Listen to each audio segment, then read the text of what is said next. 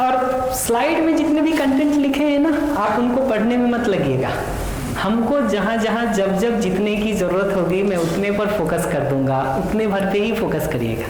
हो सकता है हम इस स्लाइड पर लौट करके बाद में आए, कुछ बिंदुओं को अभी छोड़ दें, बाद में उसको एक्सप्लेन करें, तो आप सारे के पीछे मत पड़िएगा। जितना हम अभी उसमें कर रहे उतना ही पर्याप्त है। और मैं शुरू करने के पहले फिर से याद दिला दूं, अभ्यास में मुख्य मुद्दा बहुत सारे बिंदुओं को इकट्ठा करना नहीं होता है, बल्कि जो एक दो बिंदु भी आपको पकड़ में आ रहे हैं वहां से उसका प्रैक्टिस करना शुरू कर देना होता है। तो सारी बातें आपको नहीं भी पकड़ में आ रही हो, नहीं भी बहुत ठीक लग रही हो, जो एक दो बिंदु ठीक लगता है अभ्यास वहीं से शुरू हो जाता है। उसके लिए बिल्कुल जरूरत नहीं होती कि सारा हिसाब हम लगाएं, जो चीज ठीक लग रहा है उतने को शुरू कर सकते हैं। तो नीचे से शुरू करता हूं। व्यवहार में, सुविधा के उपयोग सदुपयोग में, कोई कार्य करने में, व्यवस्था में, भागीदारी में, और संवाद भी जिसको हम कह रहे हैं वो बेसिकली व्यवहार का एक हिस्सा है। ये सारी जगहों में बाहर हम जो कुछ भी करते हैं उसका निर्णय पहले हमारे अंदर होता है। तो मैं जो भी बोलता हूं वो आवाज मुंह से बाद में निकलती है, निर्णय पहले मेरे अंदर होता है। मैं यहाँ खड़ा रह के बोलूँगा या इधर आके बोलूँगा, ये निर्णय पहले हमारे अंदर होता है, शरीर से उसके बाद हम करते हैं। बाहर किया हुआ हर क्रियाकलाप, हर एक्टिविटी, चाहे वो व्यवहार का हो कि कार्य का हो कि सुविधा के उपयोग सदुपयोग का हो, ये सब का निर्णय पहले हमारे अंदर होता है। आप अगर बैठे हुए भी हैं तो कुर्सी पे बैठना है कि नीचे बैठना है, ये निर्णय पहले आपने लिया है, उसके साथ बैठे। ठीक है। आपको बहुत होश नहीं भी होगा तो भी आप जिस तरह से पैर रखे हुए हैं उसका निर्णय आपका है। ठीक है। ये इससे पता चलता है कि अभी मैं ध्यान दिला दूं और आप बदलना चाहें तो आप अभी बदल सकते हैं। वो निर्णय भी आप पहले अंदर लेंगे, फिर बाहर बदल लेंगे। मैं मना नहीं कर रहा हूँ बैठने से, मैं पहले बता दूँ, मैं तो सिर्फ उदाहरण के लिए ले रहा हूँ। प्लीज़ कोई अन्यथा मत लीजिएगा किसी भी बात को। मैं तो सोचता हूँ कि जो लाइव चीज़ें उपलब्ध हैं उन्हीं उदाहरण से काम चला लें, हम क्यों दूसरे उदाहरण लाएं। तो अन्यथा मत लीजिएगा किसी भी उदाहरण को मैं दे रहा हूँ तो, और मेरा कोई एक्सपेक्टेशन नहीं है कि आप उसको चेंज करें।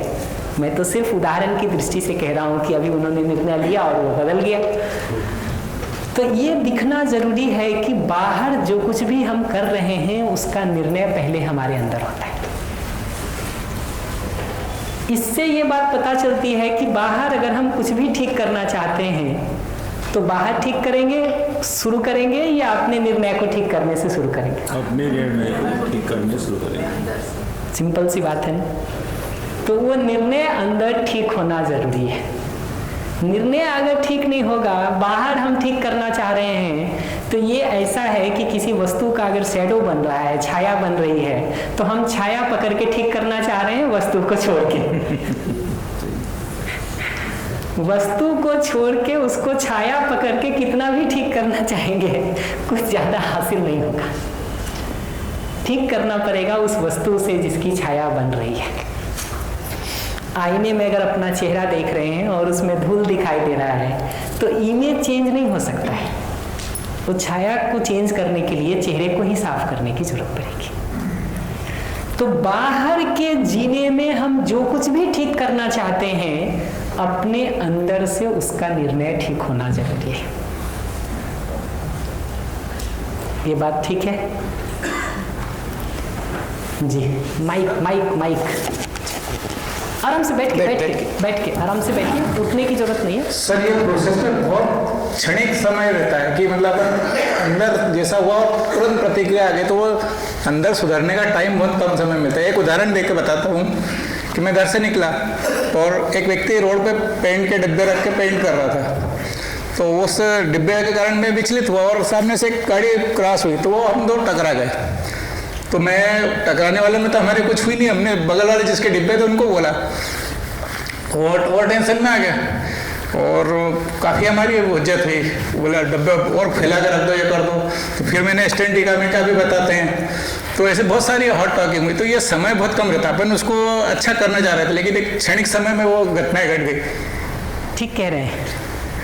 जिनसे गाड़ी भिड़ी वो कुछ नहीं, वो तो एक दूसरे को सॉरी बोल के हम निकल लिए, पर वो जो जिसने डब्बे फैलाए थे और जो पेंटर कर रहे थे वो भी मतलब लड़ने के लिए तैयार हो गए। उसका कारण ये है कि आपको वो एक्सीडेंट का कारण ये नहीं लगा कि वो सामने वाला आदमी एक्सीडेंट का कारण है, इसलिए आप उससे झगड़ा नहीं किए। आपको लगा कि एक्सीडेंट का कारण तो पेंट करने वाला डब्बा। हाँ, रास्ते में आपको ये लगा। आवाज पीछे ठीक है? माइक क्लियर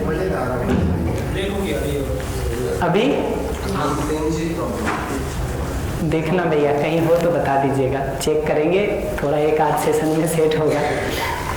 हमको क्या हुआ इस घटना में देखिएगा, तो एक्सीडेंट का कारण हमको सामने वाला व्यक्ति नहीं लगा, इसलिए हमने उसके ऊपर गुस्सा नहीं किया। ये पेंट करने वाला व्यक्ति हमको एक्सीडेंट का कारण लगा, इसलिए हमारी उसके ऊपर नाराजगी हुई। तो समस्या के कारण के रूप में हम जिसको पहचानते हैं, नाराजगी वहां से शुरू होती है। पहली बात तो मैं ये कहूँगा, ठीक है। दूसरा, ये बात तो सही है कि समय कम रहता है, मैं सहमत हूँ, लेकिन चूंकि हम ही ये काम को कर रहे हैं, इसलिए हमारी गति उसके साथ या उससे ज्यादा तेज हो ही सकती है, क्योंकि कर तो हम ही रहे हैं ना। मन की गति तेज होती है, तो हमारा ही निर्णय लेने का काम है, तो ये कोई दूसरे को तो करना नहीं है कि उसकी गति कम पड़ जाएगी, हमारी ही तो गति की बात है। थोड़े अभ्यास की जरूरत पड़ती है, गति मैच करने लगती है, बल्कि कई बार तो गति इतनी अच्छी हो जाती है कि आपको अंदर की चीजें अंदर ही पता चल जाती हैं और आप उसको आराम से ठीक कर लेते हैं। अभ्यास का रोल यहीं से शुरू होता है, यहीं से शुरू होता है। अब ये जो आदत आपकी बनी हुई है नाराज होने की, कोई मनोनुकूल काम नहीं किया तो तरीका मैं अभी बताऊंगा आज दिन भर में कि कैसे ये ठीक हो सकता है। मेरा काम उसके बाद खत्म हो जाएगा। अभ्यास फिर आपका शुरू होगा कि जितना सिंसियरली और जितना रिगरसली आप उसको करेंगे, उतना आपका ये स्पीड समय के साथ बढ़ेगा, नहीं तो नहीं बढ़ेगा। ये मुद्दा अभ्यास का है। और आप बारीकी से देखिएगा ना, मैं बार बार कहता हूँ, गुस्सा भी जो हमको लगता है ना कि इतना फास्ट आ रहा है, वो इतना भी फास्ट नहीं है। वही बॉस डांटता है ना, ठीक है, मुंह से आवाज बाहर नहीं निकलती है। सबऑर्डिनेट दो बात बोल रहे इधर उधर का, मुंह से आवाज निकलने लगती है। इसका मतलब बहुत सारा कैलकुलेशन हमारे अंदर चल रहा है ना कि कहाँ बोलना है और कहाँ नहीं बोलना है, कब बोलना है और कब नहीं बोलना है। ये कैलकुलेशन चल रहा है हमारे अंदर। चूंकि वो चल रहा है, इसलिए उसको पहचाना भी जा सकता है, उसको ठीक भी किया जा सकता है, और उस आधार पर बाहर का जीना ठीक हो भी सकता है। टाइम तो लगता है, प्रोसेस को पकड़ने में भी टाइम लगता है, फिर उसको लग के करने में टाइम लगता है, क्योंकि वो आदत का मसला है। और मैं फिर से आदत के लिए उदाहरण दे रहा हूँ, बुरा नहीं मानिएगा। उन्होंने पैर सीधा किया था, 5 मिनट बाद फिर उसी पोस्चर में ठीक है। आदत ऐसे ही काम करती है। आदत ऐसे, उन्होंने कोई बहुत होश करके वो ऐसा कर रहे हैं वो नहीं है, सबका अपना एक आदत बना हुआ है, ठीक है। अगर उसको बदलना चाहेंगे तो होश पूर्वक बार बार अपने को रिमाइंड करेंगे, ध्यान देंगे ना, तो अभी बदलना शुरू हो जाएगा, नहीं तो नहीं होगा। तो बैठने का आदत आप कैसा भी रखिए चल जाएगा, उसमें कोई तकलीफ नहीं है। व्यवहार का आदत कैसा भी नहीं चलेगा, भाषा की आदत कैसी भी नहीं चलेगी, ठीक है। वो तो ठीक होना जरूरी है। आप पैर मोड़ के बैठे हैं कि पैर फैला के बैठे हैं, ये गैर महत्वपूर्ण है मेरे लिए, ठीक है, किसी के लिए भी। लेकिन व्यवहार गैर महत्वपूर्ण नहीं होता है, उसमें जाने अनजाने हम चोट खा भी लेते हैं, चोट दे भी लेते हैं, दोनों बातें होती रहती हैं। और मजे की बात है, आदमी को हमने जो चोट दिया अगले को वो याद रहे चाहे नहीं रहे, दूसरा जहाँ जहाँ चोट देता है ना वो सब याद रहता है उनको, वो सब याद रहता है। तो पहली बात मैं ये कह रहा हूं कि बाहर आचरण में जो हमको दिखाई देता है उसका चयन, उसका सिलेक्शन हमारे अंदर हो रहा है। इसलिए अगर हम चाहते हैं कि बाहर ठीक हो तो अंदर जो चयन की जगह पर, सिलेक्शन की जगह पर जो डिसीजन हो रहा है, हमको उसी को ठीक करने की जरूरत पड़ेगी।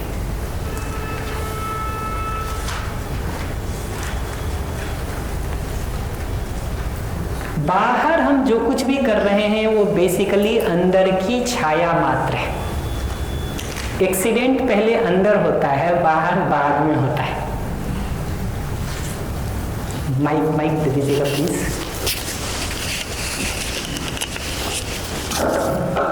वैसे कभी कभार ऐसा होता है कि जैसे धर्मपत्नी ने कुछ ऐसा कर दिया और गुस्सा, ऐसा मन विचार करता है कि इस बात पे गुस्सा नहीं करो, लेकिन अंदर ही अंदर वो उबाल आने लगता है, गर्मन होने लगता है कि भाई बोल ही, अब तो नहीं बोलूँ, तीसरी बार में बात बोल ही दी जाती है, क्योंकि अपने आप में वो एकदम, नहीं तो मन व्यथित होने लगता है कि नहीं बोलो, है ना।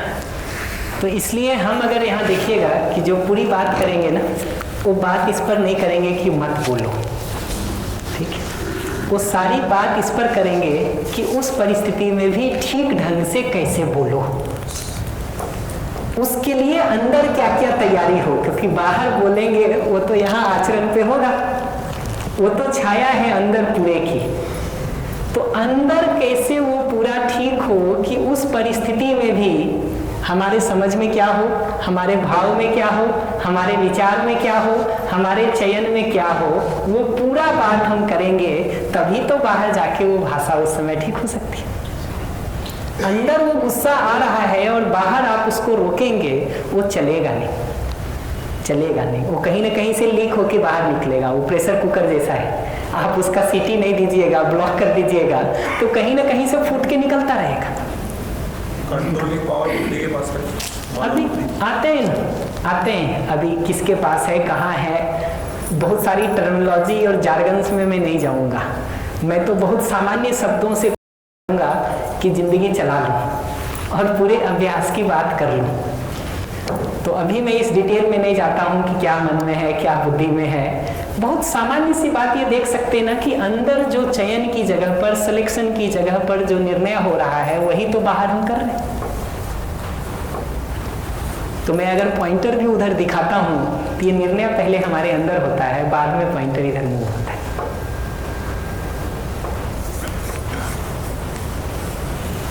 ये पहला स्टेप ये पकड़ना जरूरी है कि निर्णय सारा हमारे अंदर हो रहा है, बाहर तो उसकी छाया मात्र है।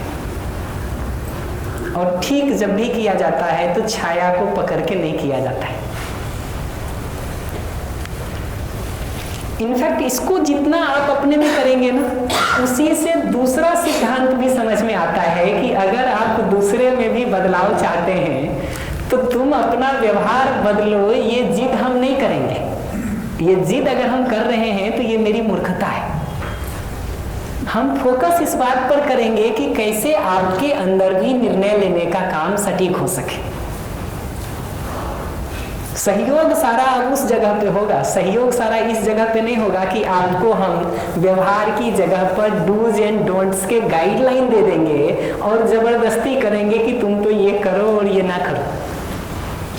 अभी हमारा बहुत सारा सहयोग करो ना करो से ही शुरू होता है।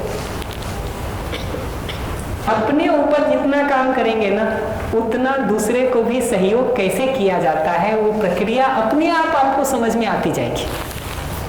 वो पूरा प्रोसेस समझ में आ जाएगा, अलग से कुछ नहीं करना होगा, कुछ नहीं करना होगा। तो अगले को भी हम सहयोग करने जाएंगे तो उसका तरीका हमको यही समझ में आता है कि वो अंदर निर्णय ठीक ले सके, उसका चयन ठीक हो सके, वहाँ हेल्प करने की जरूरत है उसको, ना कि बाहर उसके डूज एंड डोंट्स के गाइडलाइन देने की जरूरत है।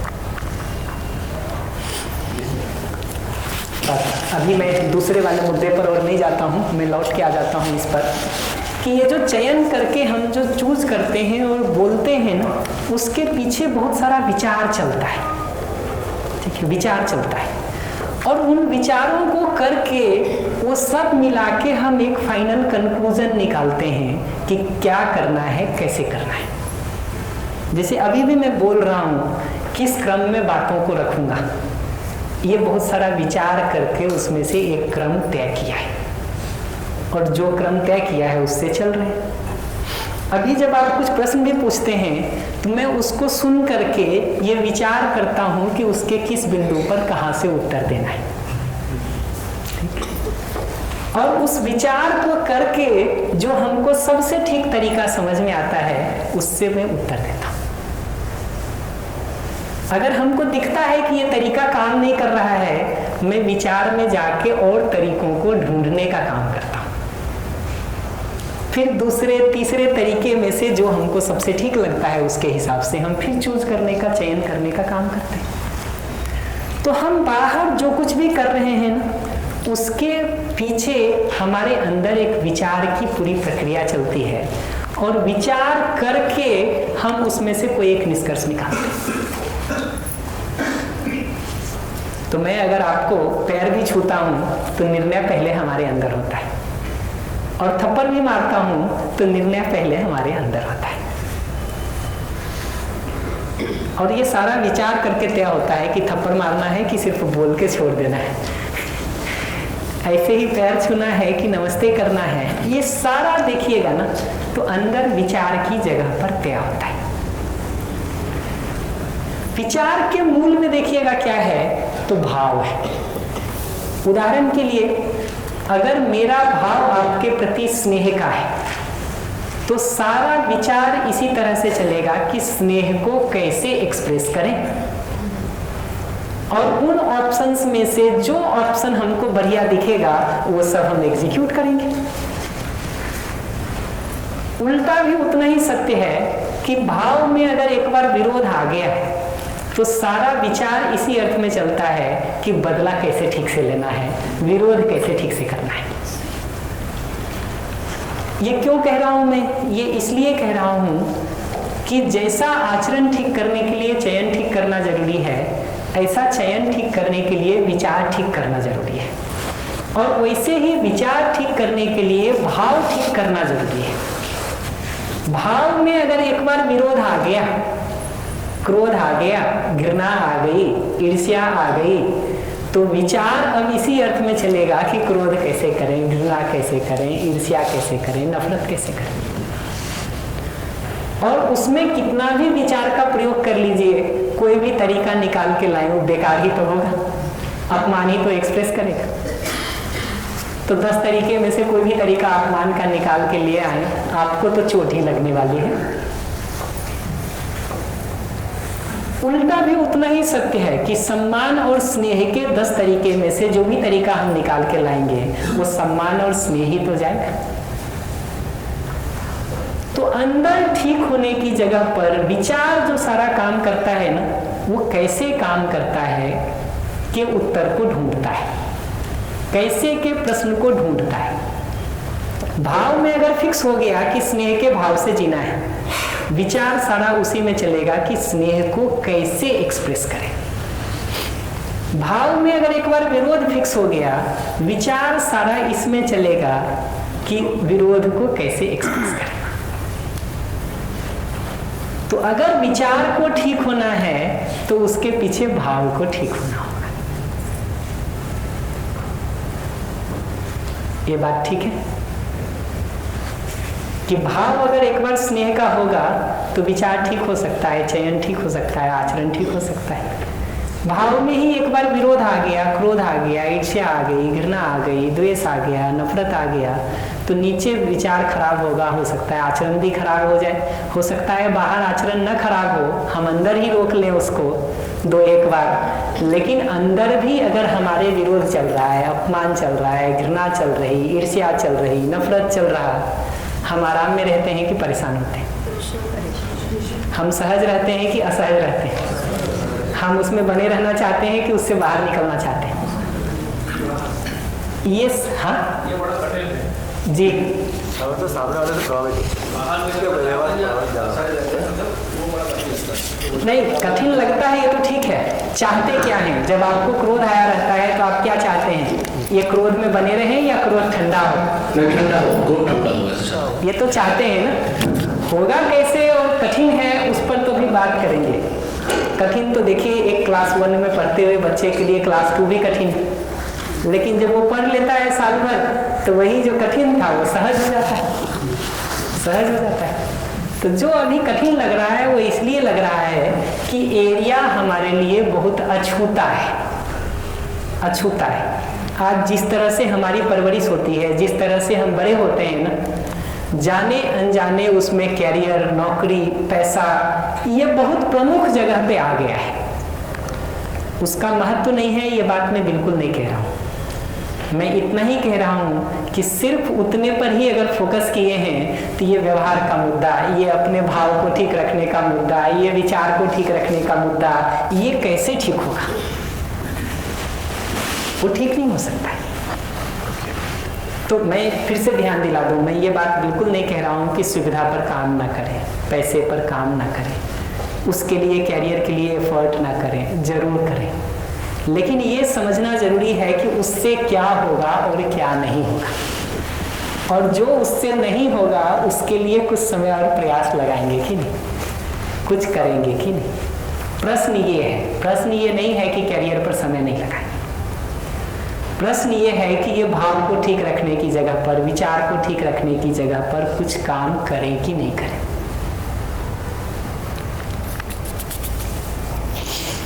ये भाव भी देखेंगे कि अपने अंदर कैसे बनता है ना, तो उसका आधार दिखता है कि अभी हमारे अंदर या तो वस्तु के बारे में, वस्तु का मतलब जो भी हमको दिखता है प्रकृति में, वो सब के बारे में या तो हमारी कोई समझ होती है या कोई मान्यता होती है, कुछ ना कुछ हमने उसके बारे में स्वीकार रखा है, उसी बेसिस से भाव तय होता है। उदाहरण के लिए जैसे उन्होंने ये बात कही कि अगला कुछ कह देता है तो हमको गुस्सा आता है। ये गुस्सा क्यों आ रहा है? क्योंकि हमने ये मान रखा है अपने अंदर कि अगले को जो हमको ठीक लगता है वैसा बोलना चाहिए और वैसा बात करना चाहिए। ये मान रखा है।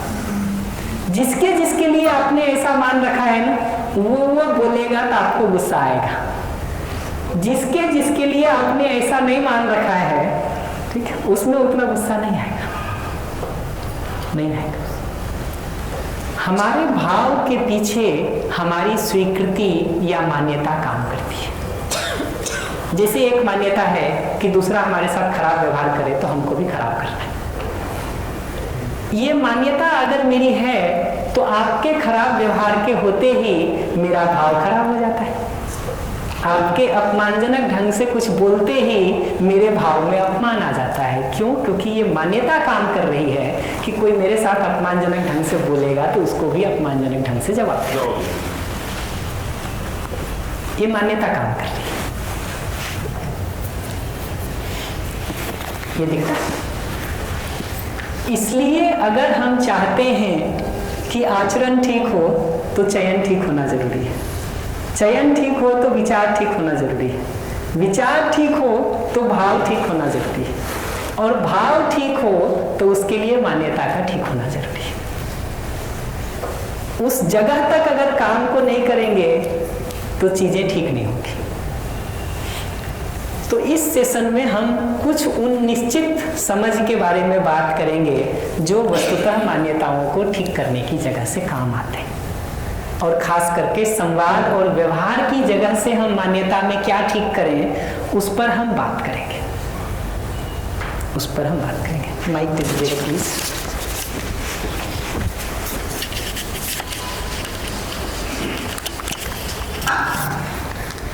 जैसे हम अगर सामने वाले को जान रहे कि उसके भविष्य के लिए ठीक नहीं है तो हम उसको ठीक करने के लिए बोल रहे हैं, पर वो तो उसको अच्छा नहीं लग रहा है जी। तो ऐसी सिचुएशन में क्या करें? सच्चाई ये है कि उसको आपके भविष्य की चिंता हो रही है। अभी पिछले वर्कशॉप में एक दीदी आई थी, ये बेटा उनका मोबाइल खेल रहा था। आजकल बच्चों का हो ही गया है, तो उन्होंने कहा कि बेटे को जाकर के बात करनी है, कैसे बात करें। चौथे पांचवें दिन तक काफ़ी बात हो गई थी, तो मैंने उनको एक प्रोसेस कहा कि आप जाकर के बेटे से यहाँ से शुरू करिए कि उसको मोबाइल खेलते देख के आपको क्या होता है। मैंने पूछा तो उन्होंने कहा चिंता होती है। कहा किसकी? तो ऐसे ही बताया, उसके भविष्य की चिंता होती है। ठीक है, मैंने कहा और कुछ होता होगा, थोड़ा सोच के बताइए, शायद उसकी आँख का भी कंसर्न लगता होगा, स्वास्थ्य की भी चिंता होती होगी, यही तो होता होगा। मैंने कहा आप कुछ नहीं करिए, अच्छे से बात करिए और पहला स्टेटमेंट यहाँ से शुरू करिए कि बेटा जब मैं तुमको 2 घंटे से मोबाइल खेलते हुए देखता हूँ, और मैंने ये भी कहा कि 2 घंटा से खेल रहा हो तो 2 बोलिए।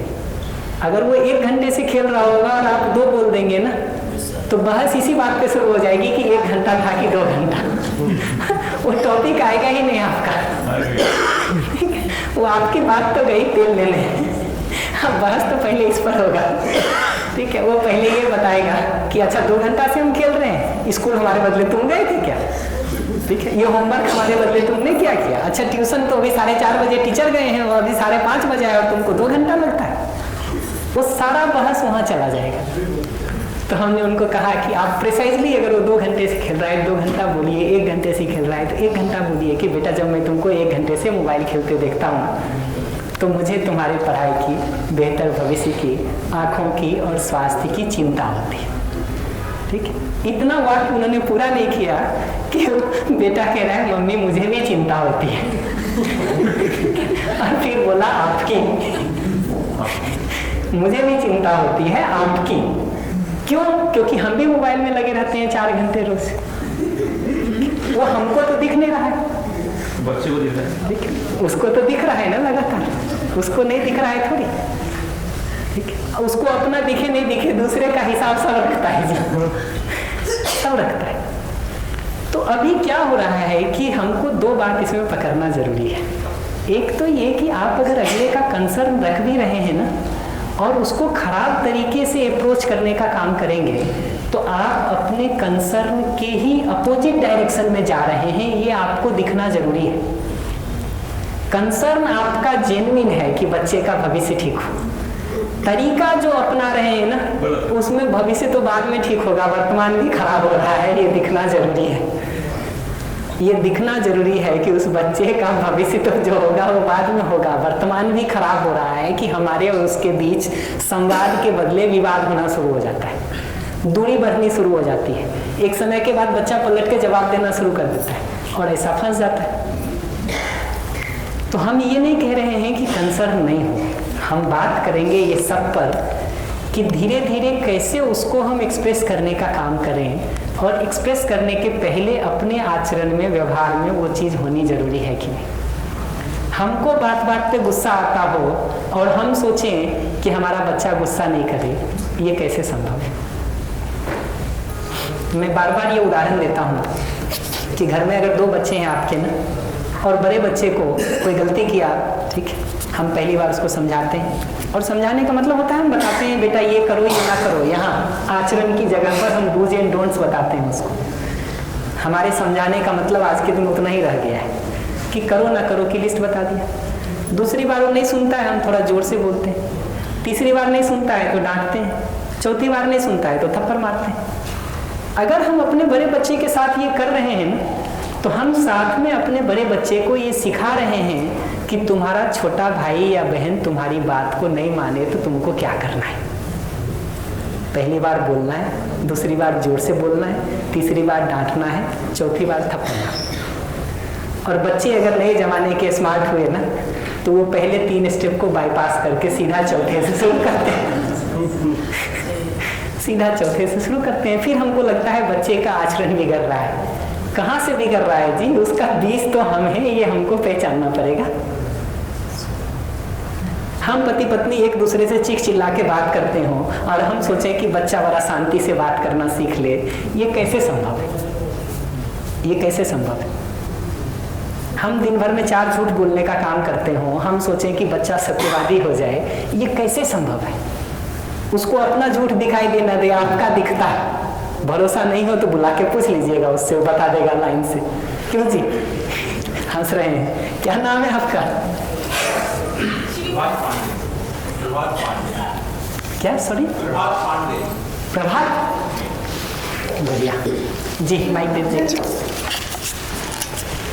यही सिचुएशन अगर स्कूल में हो, हम जानते हैं कि ये लड़कियां गलत कर रही हैं, तो हम उनको कैसे करें? अगर हम उनको 40 मिनट का पीरियड है, उसमें हम अगर हर समय लेक्चर देते रहेंगे तो वो भी ठीक नहीं है। हमें अपना कोर्स भी कंप्लीट करना है। उस सिचुएशन की मैं बात करी तो उस समय क्या करें हम? वही है। आते हैं एक एक मुद्दे पर कि क्या करें। अभी पूछिएगा कि क्या करें, तो पहला चीज ये सीखिए कि वो लड़की आपके मन लायक नहीं कर रही है, तब भी आप अपना मन कैसे ठीक रख सकें। ये पहली चीज तो यही सीखने की जरूरत है, क्योंकि आपके अंदर अगर गुस्सा आना शुरू हो गया, विरोध आना शुरू हो गया, इरिटेशन आना शुरू हो गया, नाराजगी होनी शुरू हो गई, अब आपको सहयोग की जरूरत है। दूसरे के लिए क्या करेंगे आप? हमारी खुद की ही गाड़ी अगर पटरी से उतर गई, किसी भी कारण से उतरी हो, चाहे आपकी गलती देख के उतरी कि इनकी गलती देख के उतरी, मेरी अपनी गाड़ी अगर पटरी से उतर गई ना, तो अब हम एक्सीडेंट ही करने वाले हैं और कुछ नहीं करेंगे। तो पहला चीज यही सीखना होता है कि वैसी परिस्थिति में भी अपना भाव कैसे ठीक रह सके, अपनी अंदर की स्थिति कैसे ठीक रह सके। पहली चीज तो यही सीखना होता है। फिर ये सीखेंगे कि दूसरे का क्या करें। क्यों? क्योंकि अगर एक बार हमारे अंदर ही विरोध आना शुरू हो गया, गुस्सा आना शुरू हो गया, इरिटेशन आना शुरू हो गया, तो अपना खून जलना शुरू हो गया, हमारे दुखी होने की गारंटी हो गई। और उसके साथ हम जो भी करने जाएंगे उसमें कहीं ना कहीं वो विरोध, वो गुस्सा, वो रिएक्शन तो मिक्स होगा ही, और वो अच्छा करने के बदले और खराब करेगा फिर। तो पहली चीज जो सीखनी होती है ना, वो यही सीखना होता है कि इन परिस्थितियों में भी हम अपने भाव को कैसे ठीक रख सकें। एक बार वो सीखेंगे ना, तब आपका विचार इस रूप में चल पाएगा कि कैसे उस लड़की को ध्यान दिलाने का काम करें, तब चलेगा वो, नहीं तो चलेगा ही नहीं। भाव में ही एक बार इरिटेशन आना शुरू हो गया, गुस्सा आना शुरू हो गया, विरोध आना शुरू हो गया, तो अपनी ही स्थिति बिगड़ गई ना जी। उस बिगड़ी हुई स्थिति के साथ हम जो कुछ भी करने जाएंगे वो कुछ ज्यादा ठीक नहीं होगा। हमको अभी लगता है कि ठीक करने के लिए बाहर बहुत कुछ है। हमको ये दिखना जरूरी है कि हम अगर आग को बुझाना भी चाहते हैं तो पहले अपने पास फायर प्रूफ जैकेट होना जरूरी है कि नहीं। अगर अपने पास ही फायर प्रूफ जैकेट नहीं है और हम आग में कूद पड़ेंगे तो हम दोनों जल मरेंगे। गए तो थे हम बुझाने, लेकिन निष्कर्ष ये निकलेगा कि आप तो जलेंगे ही, हम भी साथ में जलेंगे। हमको वो फायर प्रूफ जैकेट पहले चाहिए कि हमारी अपनी स्थिति वैसे समयों में ठीक रह सके। अगर वही नहीं है हमारे पास, और उसी का नाम समझ है कि हम अस्तित्व को इस तरह से, प्रकृति को, वास्तविकता को इस तरह से समझते हैं कि अब वो समझ मेरे भाव का आधार बनता है। अगर वैसा कोई वस्तु हमको अपने में समझ में आ जाए जो उन कठिन परिस्थितियों में भी हमको ठीक भाव से जीने की, रहने की प्रेरणा दे सके, उसका नाम समझ है। उसका नाम समझ है कि उन कठिन परिस्थितियों में भी मेरा अपना भाव ठीक रह सके, तब तो आगे मेरा विचार ठीक होगा, मेरा व्यवहार और आचरण ठीक होगा। अगर अपनी ही गाड़ी पटरी से उतर गई तो फिर दूसरे के लिए बहुत ज्यादा कुछ हम नहीं कर सकते, नहीं कर सकते। दूसरे के लिए कुछ करने की पहली शर्त होती है अपना संतुलन ठीक होना। आप फिसल रहे हैं, आपको हम बचाना चाहते हैं, हमारा पैर स्थिर होगा तब बचा पाएंगे, या हम खुद ही फिसल रहे हैं तब बचा पाएंगे? स्थिर होगा। वो स्थिरता का नाम समझ है, उसको हम समझ कह रहे हैं कि उन कठिन से कठिन परिस्थितियों में भी अपना भाव ठीक रखने का आधार है मेरे पास, आधार है मेरे पास। अभी का दुर्भाग्य ये हो गया है कि हमारे भाव के आधार क्या क्या हो गए हैं। मैं उसको थोड़ा एक्सप्लेन कर देता हूं तो आपको और पकड़ में आएगा। अभी हमारे भाव के दो आधार हैं। एक आधार है कि सामने वाला कैसा व्यवहार करता है मेरे साथ। तो आप ठीक व्यवहार करते हैं तो हमारा भाव ठीक बनता है आपके लिए। आप ठीक व्यवहार नहीं करते हैं, आवाज को कुछ तकलीफ हो रही है, ठीक है, ठीक आ रही है, बढ़िया। अभी क्या हो गया है कि हमारे भाव का जो आधार है वो एक तो हो गया है अभी आपका व्यवहार। आप जैसा व्यवहार करते हैं हमारे साथ में, उससे हम तय करते हैं कि हमारा भाव कैसा होगा। तो आपका व्यवहार अगर हमको ठीक लगता है, मेरे हिसाब से मनोनुकूल है, तो हमारा भाव भी ठीक बनता है। जैसे ही आपका व्यवहार हमको ठीक नहीं दिखता है, थोड़ी देर तक हम अपने को रोकने की कोशिश करते हैं, बर्दाश्त करने की कोशिश करते हैं। थोड़ी देर के बाद हम भी उसी ट्रैक पर आ जाते हैं, क्योंकि हमने अपने भाव का आधार आपके व्यवहार को बना रखा है। और अगर ये हम कर रखे हैं, तो हमारा भाव तब तक ठीक नहीं हो सकता जब तक आप सब लोगों का व्यवहार ठीक ना हो जाए, कि नहीं? अगर मैंने अपने भाव का आधार आपके व्यवहार को बना रखा है, तो जब तक आप सब लोगों का व्यवहार ठीक नहीं होगा मेरे साथ, तब तक मेरा भाव ठीक नहीं हो सकता। तो ये हमारे भाव का रिमोट कंट्रोल हमारे हाथ में है कि दूसरे के हाथ में है? ये पहचानना पड़ेगा कि कहाँ होना चाहिए और कहाँ दे रहे हैं। और अगर दूसरे को दे रखे हैं ना, तो एक आदमी ठीक व्यवहार करने लगे ना, उससे तृप्ति नहीं मिलती आदमी को। यहाँ 65 लोग बैठे होंगे, आप में से 64 आदमी हमारे साथ ठीक व्यवहार करिए, उसकी तृप्ति नहीं मिलती है। ये एक आदमी ठीक व्यवहार नहीं करे, सारा नजर वहीं अटका रहता है। एक तो 64 ठीक कर ले, वो भी बहुत कठिन है, ठीक है, लेकिन वो कर लेना तो भी उस एक में अटका रहता है।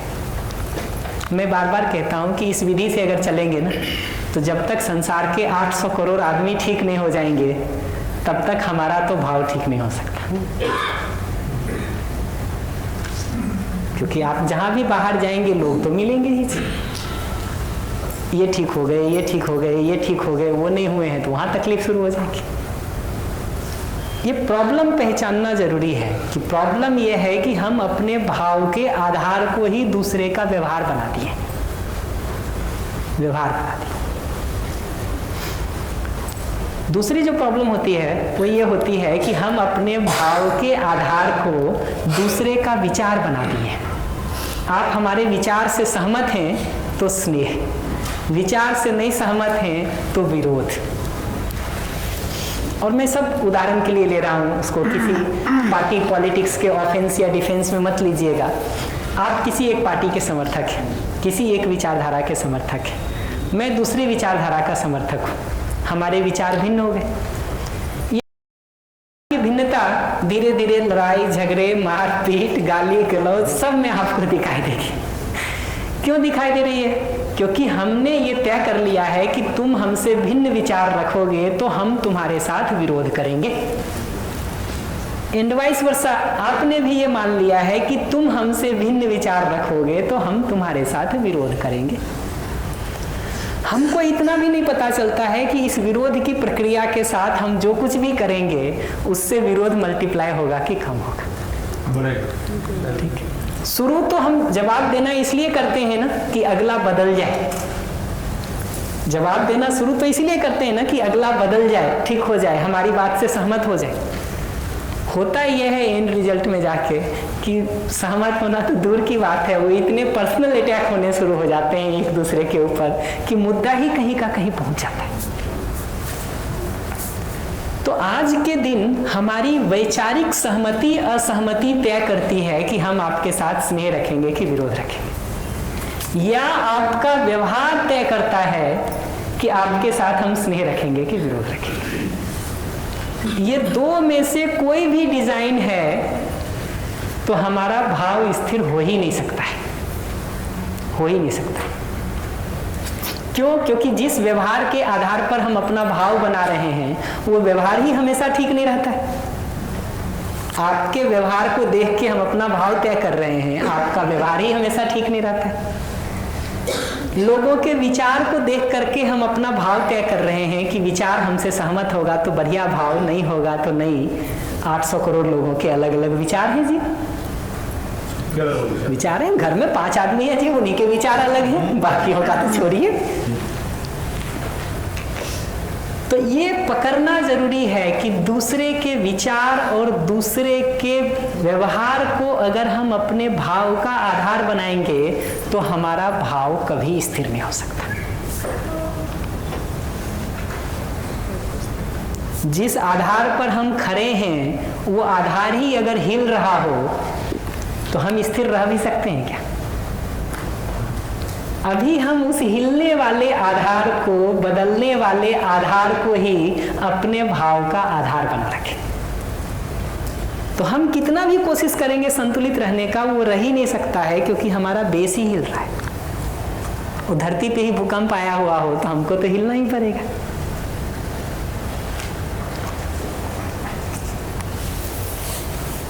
अब पूछेंगे इसके बाद कि भाव ठीक कैसे हो। तो ऐसी सारी परिस्थितियों में भी हमको अस्तित्व की कुछ ऐसी सच्चाई को पहचानना होता है जिसको देखने के आधार पर हम भाव को ठीक रख सकें। हमारा नेक्स्ट डिटेलिंग वो है। उसके पहले एक बात पर और ध्यान दिलाना चाहूँगा। कई बार लोग ये भी सवाल कहते हैं कि भाई दूसरे ठीक भाव नहीं रखते हैं तो हम क्यों रखें। गुजरात में एक वर्कशॉप काफ़ी पहले ले रहे थे हम लोग, तो उसमें एक ग्रेजुएशन की कोई टीचर शेयर कर रहे थे अपना एक्सपीरियंस। उस कॉलेज का टैगलाइन है कि दूसरे तुम्हारे साथ आत्मीयता पूर्वक जिए या ना जिए, तुमको आत्मीयता पूर्वक जीना है। एक वो एक्सपीरियंस सुना रहे थे कि एक लड़की खड़े होकर के पूछ दी कि भाई ये बताइए कि जब दूसरे नहीं जी रहे हैं तो हम क्यों जिए, क्यों जिए। तो वो इस कोर्स की प्रशंसा में वो बात कह रहे थे कि इस कोर्स से उनको धीरे धीरे ये उपाय मिल गया है कि उनके साथ भी कैसे इस पर बात कर सकें। तो ठीक से देखेंगे ना, तो हमको ये पहचानना जरूरी है कि एक पल के लिए भी अगर मेरे अंदर अपमान आता है, विरोध आता है, ईर्ष्या आती है, क्रोध आता है, द्वेष आता है, ये दूसरे को बाद में जलाता है, हमको पहले जलाता है। मेरे विरोध और अपमान का पता आपको तब चलता है जब मेरी भाषा से, मेरे फेशियल एक्सप्रेशन से, मेरे गेस्चर से, मेरे तरीके से आप तक कुछ ऐसा पहुंचता है। उसके पहले तो आपको पता भी नहीं चलता है। लेकिन उसके पहले जो आधे घंटे, 1 घंटे, 2 घंटे या 1 दिन, 2 दिन हमारे अंदर अपमान रहा, विरोध रहा, क्रोध रहा, ईर्ष्या रही, गुस्सा रही, नाराजगी रही, मैं उसमें आराम में रहता हूं कि परेशान रहता हूं, ये पहचानना पहली जरूरत है। ये बात दिखती है? मैं फिर से रिपीट कर देता हूँ, नहीं पकड़ में आया तो। ये देखना शुरू करिए कि जब कभी भी हमारे अंदर अपमान आता है, विरोध आता है, क्रोध आता है, ईर्ष्या आती है, नफरत आती है, हम उसमें बने रहना चाहते हैं या वो मामला ठीक हो जाए और धीरे धीरे हमारा क्रोध खत्म हो जाए, हम ये चाहते हैं? ठीक हो जाए ये चाहते हैं। उल्टा देखिए, विश्वास, सम्मान और स्नेह जैसे भाव अपने अंदर बने रहें अगर हैं अभी, तो हम क्या चाहते हैं? ये आगे भी बना रहे या बीच बीच में टेस्ट बदलता रहे, अपमान भी आ जाए, विरोध भी आ जाए। मीठा खाने के बाद हो सकता है आपको कि थोड़ी देर में लगे कि बीच में थोड़ा नमकीन आ जाए तो बढ़िया रहे, लेकिन विश्वास, सम्मान, स्नेह जैसे भावों के बारे में ये बात दिखती है कि हम एक क्षण के लिए भी इसमें ब्रेक नहीं चाहते। इसीलिए जब भी कोई आदमी अपमान से आपको कुछ कहता है, विरोध से आपको कुछ कहता है, आप उससे कहिए कि हमारा अपमान क्यों कर रहे हो। वो आपकी एक गलती बताएगा कि तुमने ये किया था इसलिए, तुमने ये किया था इसलिए, तुमने कल हमारा क्या किया था, तुम कौन से ठीक से जवाब देते हो। ये सारा जवाब ये बताता है कि मैं विश्वास, सम्मान, स्नेह से ही जीना चाहता हूँ, अपमान, विरोध से नहीं जीना चाहता हूँ। तुम हमको बाध्य कर देते हो, तुम हमको बाध्य कर देते हो। तो ये दिखना जरूरी है कि अपमान में, विरोध में, क्रोध में, ईर्ष्या में, घृणा में, द्वेष में हम जब कभी भी होते हैं ना, ये हमारे दुख का, हमारी पीड़ा का, हमारी परेशानी का कारण सबसे पहले बनता है, दूसरे का बाद में बनता है। हम उस आग में पहले खुद जल रहे होते हैं, दूसरे का जलना बाद में शुरू होता है। ये पूरी प्रक्रिया ऐसी है कि हम पहले अपने अंदर आग लगाते हैं, फिर जाके दूसरे से लिपटने जाते हैं कि तुम में भी आग लग जाए। ये प्रक्रिया में दिखना जरूरी है कि अपमान में, विरोध में, क्रोध में, द्वेष में, ईर्ष्या में, घृणा में, नफरत में हम एक क्षण के लिए भी जाते हैं तो वो मेरी पीड़ा का, मेरी परेशानी का, मेरे दुख का, मेरी असहजता का कारण बन जाता है। इसलिए विश्वास, सम्मान, स्नेह, प्रेम जैसे भावों के साथ जब हम जीने की बात कर रहे हैं तो इसलिए नहीं कर रहे हैं कि दूसरे के ऊपर उपकार कर दे रहे हैं, इसलिए कर रहे हैं कि वो मेरे अपने सुखी होने के लिए जरूरी है, मेरे अपने तृप्ति पूर्वक जीने के लिए जरूरी है। एक क्षण के लिए भी मैं अपमान में जाता हूँ, विरोध में जाता हूँ, क्रोध में जाता हूँ, ईर्ष्या में जाता हूँ, घृणा में जाता हूँ, वो मेरी अपनी पीड़ा का, मेरे अपने दुख का, मेरी अपनी परेशानी का कारण बनता है। दूसरे को जो मेरा विश्वास, सम्मान, स्नेह से जीना अच्छा लगता है, ये तो बाय प्रोडक्ट है, ये बाय प्रोडक्ट है। हम जीना इसलिए चाहते हैं विश्वास, सम्मान, स्नेह जैसे भावों से क्योंकि मेरे अपने तृप्ति का आधार वही है। एक क्षण के लिए भी अपमान हो जाए, विरोध हो जाए, क्रोध आ जाए, घृणा आ जाए, ईर्ष्या आ जाए, नफरत आ जाए, आप अगली बार वेट करके देखिएगा कि अंदर आराम में रहते हैं कि बेचैनी होती है। देखिएगा थोड़ा ऑब्जर्व करके उस सिचुएशन में, और जानबूझ के गुस्सा करने की भी जरूरत नहीं है, परिस्थिति आ ही जाएगी 10, परिस्थिति आ ही जाएगी 10। कभी कभी सिचुएशन ये होती है कि हम अंदर से तो पूरे फुल है, मानसिक रूप से ऐसा कुछ नहीं है, अंदर आनंद, लेकिन बाहर गुस्सा दिखाना पड़ता है।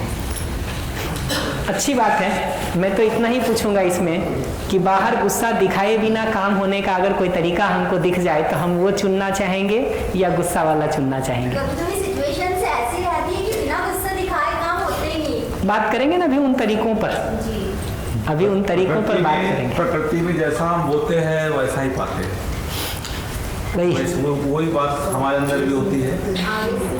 जैसे वर्क प्लेस पे अगर हम देखें, जो ज्यादा वर्क करता है वो तो अपना वर्क खत्म बार बार वही वर्क, फिर अगर एक वर्क खत्म हुआ दूसरा वर्क लाके दे दिया जाता है, और जो नहीं करता वो नहीं ही करता है। उस टाइम पे हम अंदर से तो कूल होते हैं, हम नहीं चाहते कि हमारे कारण किसी को परेशानी हो या हमारे अंदर कुछ चल रहा है, क्योंकि हम तो काम करने में एक्सपर्ट है, हमने अपना काम निपटा लिया, दूसरे 4 काम भी आ रहे तो हम कर रहे हैं। लेकिन उस अगले वाले को बताने के लिए कि नहीं यार तुम इतना रेस्ट मत करो, तुम भी कुछ करो, तो फिर हमको थोड़ा सा अग्रेसिव होना पड़ता है। फिर भले ही बाद में हंस ले हम लोग स्टाफ के साथ मिलके लेकिन उस टाइम पे गुस्सा करना पड़ता है। मैं अभी के लिए तो इतना ही कहूँगा कि नॉन एग्रेसिव ढंग से और ज़्यादा प्रभावी ढंग से अगर अपनी बात को कहने का कोई तरीका आ जाए अगर, तो हम वो चुनना चाहेंगे कि हम यही करना चाहेंगे? जी वही तरीका चुनना चाहेंगे। इतना ही सार है,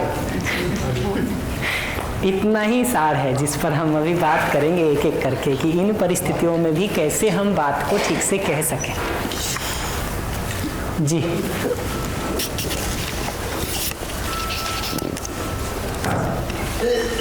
फर्स्ट स्टेप में तो अपन देखते हैं कि जब भी कोई सामने वाला रिएक्ट करता है तो अपने अंदर बहुत सारे विचार चलते हैं और वो विचारों में ही अपन उलझ जाते हैं और भाव तक पहुंच ही नहीं पाते हैं। मेन स्टेप तो यहीं अटक जाती है।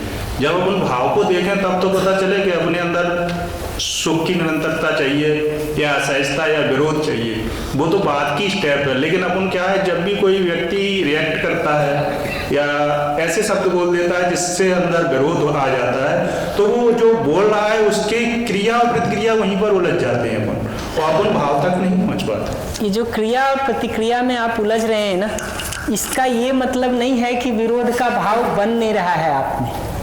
इसका इतना ही मतलब है कि विरोध का भाव बन रहा है अंदर, हम सजग नहीं हैं उसके प्रति, होशपूर्ण नहीं है उसके प्रति, अवेयर नहीं है उसके प्रति।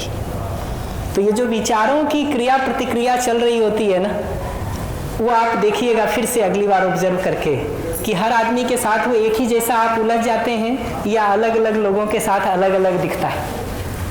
अगर ये आपको दिखने लगे कि अलग अलग लोगों के साथ अलग अलग परिस्थिति में अलग अलग रहता है, तो भाव तो छोड़िए, उसके पीछे आपकी मान्यता भी काम कर रही है, ये दिखना शुरू होगा। अभी हम सजग नहीं हैं उन सब के प्रति, इसलिए हमको विचार भी नहीं दिखता जी। बहुत लोगों को तो थोड़े दिन का अभ्यास किए होंगे आप, तो आपको कुछ विचार दिखने लगा होगा। अभी धीरे धीरे देखेंगे तो भाव भी पीछे का दिखना शुरू होगा। और हम तो जो अभी अभ्यास शुरू करेंगे ना, हम तो उसके पीछे उस समझ की जगह से जाके अभ्यास को शुरू करेंगे। हम तो भाव से भी नहीं शुरू करेंगे, हम तो अभ्यास को आपको उस मूलभूत सच्चाई की समझ से शुरू करेंगे और देखेंगे उसको करके कि हो पाता है कि नहीं। आप तो भाव कह रहे हैं, हम तो कह रहे हैं समझ के अभ्यास को हम आज से ही शुरू करेंगे, देखेंगे करके होता है कि देखेंगे। इस सेशन में मैं उसके कुछ ग्लिम्पसेस दे दूंगा, नेक्स्ट सेशन से मैं उसको देखता हूं करके होता है कि नहीं होता है। तो जितनी बात मैं कह रहा था उस पूरे को समेट के कहूं तो इतना ही कह रहा हूं कि विश्वास, सम्मान, स्नेह जैसे भावों में जीने की बात हम इसलिए कर रहे हैं कि वो मेरे अपने सुखी होने के लिए, मेरे अपने तृप्तिपूर्वक जीने के लिए जरूरी है। ये कोई दूसरे के ऊपर उपकार कर रहे हैं हम ऐसा करके, ऐसा नहीं है, नहीं है। हम पहले गड्ढे में गिरते हैं, फिर हम दूसरे से जाके उलझते हैं। और मैं बार बार कहता हूँ, कीचड़ में खड़े होकर आप कुश्ती लड़ भी लें, आप जीते या हारें ये गैर महत्वपूर्ण है। कीचड़ में सने हुए मिलेंगे, इसकी गारंटी है, इसकी गारंटी है। तो हमको तो पहले तय करना पड़ेगा ना कि हमको कीचड़ चाहिए कि नहीं चाहिए। अभी तो हम कूद पड़ते हैं उसमें, ठीक है, और कोशिश ये करते हैं कि उसमें जीत लें। ठीक है, जीतिए चाहे हारिए, ये बहुत गैर महत्वपूर्ण हो जाता है। अपना तो पूरा कीचड़ लगा हुआ ही है। जबकि कामना हमारी ये होती है कि अगला कीचड़ में गिरा हुआ है तो हम उसको भी बाहर निकालते हैं। ठीक है, उस प्रक्रिया में होता ये है कि हम भी नीचे कूद जाते हैं और दोनों उसमें उलझे रहते हैं, उलझे रहते हैं।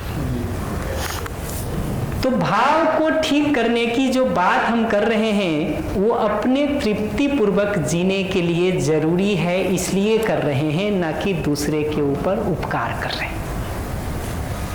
हमारी अपनी जरूरत है अपने भावों को स्थिर रखना, इसीलिए मेरी अपनी जरूरत है कुछ उन सच्चाइयों को समझना जिसके आधार पर मेरा भाव स्थिर रहे। ये मेरी जरूरत है, ये उपकार नहीं है दूसरे के ऊपर। दूसरे खाना नहीं खा रहे हो, हम को भी नहीं मिले खाना, दोनों को कष्ट होगा जी। उससे कोई ऐसा थोड़ी होगा कि हमारा कष्ट दूर हो जाएगा। आपको भूख लगी है, हमको भी भूख लगी है, तो दोनों परेशान होंगे। आप अपमान कर रहे हैं, हम भी अपमान में उतर गए, हम दोनों ही परेशान होंगे। इतना ही फर्क होगा कि आप 10 मिनट पहले शुरू किए थे, हम 10 मिनट बाद शुरू किए। इतना ही तो फर्क होगा। आज के दिन तो यही स्थिति है कि दोनों ही कीचड़ में है ना। अब इस पर बहस करते रहिए कि तुम पहले गिरे कि तुम पहले गिरे, क्या फर्क पड़ता है जी, आज तो दोनों गिरे हो। उसमें निकलेगा क्या? तो ये समझ की जरूरत इसलिए है कि मेरा अपना भाव हर समय स्थिर रह सके। मैं इसको दूसरी तरफ से भी ध्यान दिलाता हूं कि ये सुख या आनंद जो घटित होता है ना, वो बाहर नहीं घटित होता है, वो हमारे अंदर घटित होता है। इसलिए अगर अंदर हमने अपने को व्यवस्थित रखने का उपाय सीख लिया हर परिस्थिति में, तभी हम आनंद में रह सकते हैं। अगर वो अंदर व्यवस्थित रखने का उपाय हमको नहीं आता है हर परिस्थिति में, तो हमारा आनंद तो उस फुटबॉल की तरह है जिसको कोई भी लात मार के इधर से उधर भेज सकता है। आनंद बढ़ जाएगा। उस फुटबॉल की तरह है जो प्लेग्राउंड में पड़ा हुआ है और जिसको जी में आता है एक लात मार जाता है।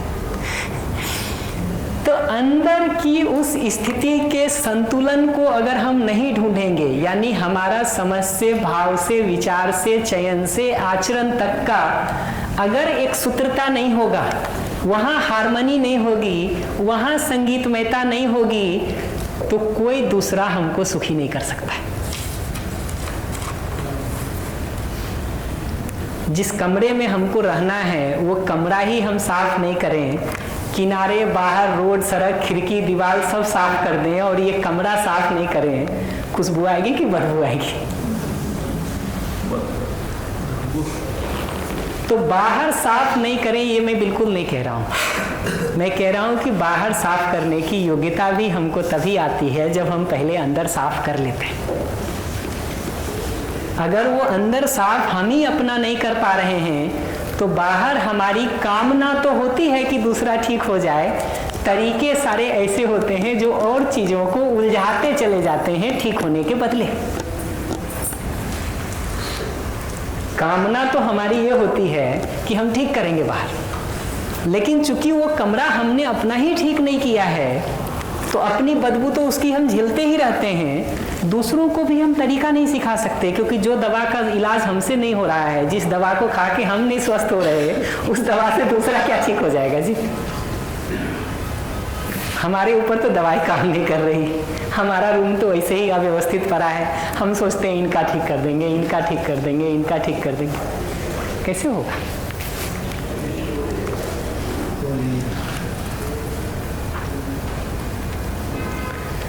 तो आप पूछेंगे इसमें अभ्यास का जो एक मुख्य बिंदु है ना, वो बार बार अपने को कांस्टेंट ये रिमाइंडर देना है कि अपने भाव को ठीक रखना मेरे अपने सुखी होने के लिए जरूरी है, जरूरी है। और अपने इस अंदर को जब तक हम संगीतमयता में, संतुलन में, व्यवस्था में, हार्मनी में रखने का नहीं सीखेंगे तब तक कोई संसार हमको आराम नहीं दे सकता। हमारे ही शरीर में आग लगी हुई हो, ठीक है, बाहर की चीजें क्या करेंगी जी, ये बुझे तो सही।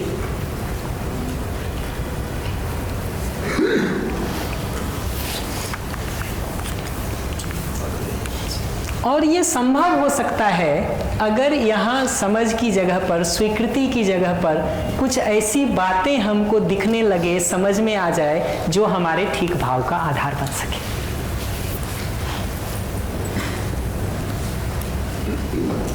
तो हम जो अभी अभ्यास को शुरू करेंगे वो इस स्वीकृति या समझ को व्यवस्थित करने से शुरू करेंगे,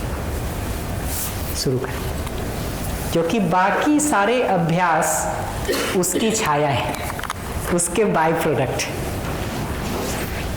बीज पर काम करना शुरू करेंगे ना, वृक्ष अपने आप ठीक होगा जी।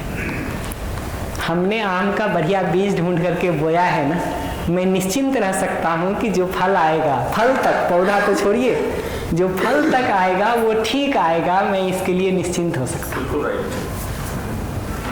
निश्चिंत हो सकता हूं। बीज बोते समय कुछ भी बोते रहिए और फिर सोचिए कि वो पौधा बढ़िया आ जाए, फल बढ़िया आ जाए, वो नहीं होने वाला है।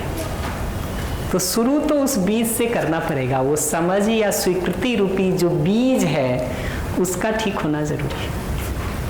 उसके ठीक होने से ही फिर ये पूरा वृक्ष ठीक होगा। मैं कुछ बातें उस पर कर देता हूँ, फिर लौट करके बाकी चीज़ों पर हम आएंगे। स्लाइड आपके पास है, जब भी ज़रूरत हो तो मैं ज़्यादा आगे पीछे नहीं जाऊँगा, 2-1 स्लाइड ही मैं स्किप किया हूँ। तो कभी भी आपको कुछ देखना हो तो अपने स्लाइड में आराम से देख सकते हैं, वैसे तो आपको यहीं दिख रहा होगा। अस्तित्व के बारे में कुछ मूलभूत सच्चाइयों को, प्रकृति के बारे में कुछ मूलभूत सच्चाइयों को देखने जाते हैं ना, तो ये 3 बातें क्रम से लिखी हैं जिस पर मैं थोड़ा एक्सप्लेन कर देता हूँ। और बाकी स्लाइड का बिल्कुल चिंता नहीं करिएगा, हम लौट लौट करके उस पर आएंगे। और जैसा कि मैंने पहले कहा है, मूल मुद्दा बहुत सारे कंटेंट को पकड़ना नहीं है। मूल मुद्दा है कि पूरे सेशन में जो एक बात आपको पकड़ में आती है उस पर आप पूरे समय ध्यान बना के रखते हैं कि नहीं। ये अगर अभी आपको ये बात दिख रहा हो कि हाँ, स्नेह, विश्वास, सम्मान जैसे भाव अपने सुखी होने के लिए जरूरी हैं, तो ये जो बीज में से अंकुर निकला है ना, इस अंकुर के प्रति सजग रहना, होशपूर्ण रहना, दिन भर उसके प्रति सजग रहना, ये जीने का एक बेसिक अभ्यास है। उसको छोड़ देंगे तो वो अंकुर कब निकल के कब मर गया आपको पता भी नहीं चलेगा, पता भी नहीं चलेगा। और एक बार जिस बीज से अंकुर निकल के मर गया ना, तो बीज बेकार गया। अब अगली बार दोबारा बीज बोना पड़ेगा, तब जाके उसमें कुछ संभावना निकलेगी। तो वो सारी मेहनत बेकार चली जाती है, हमारी बेकार चली जाती है।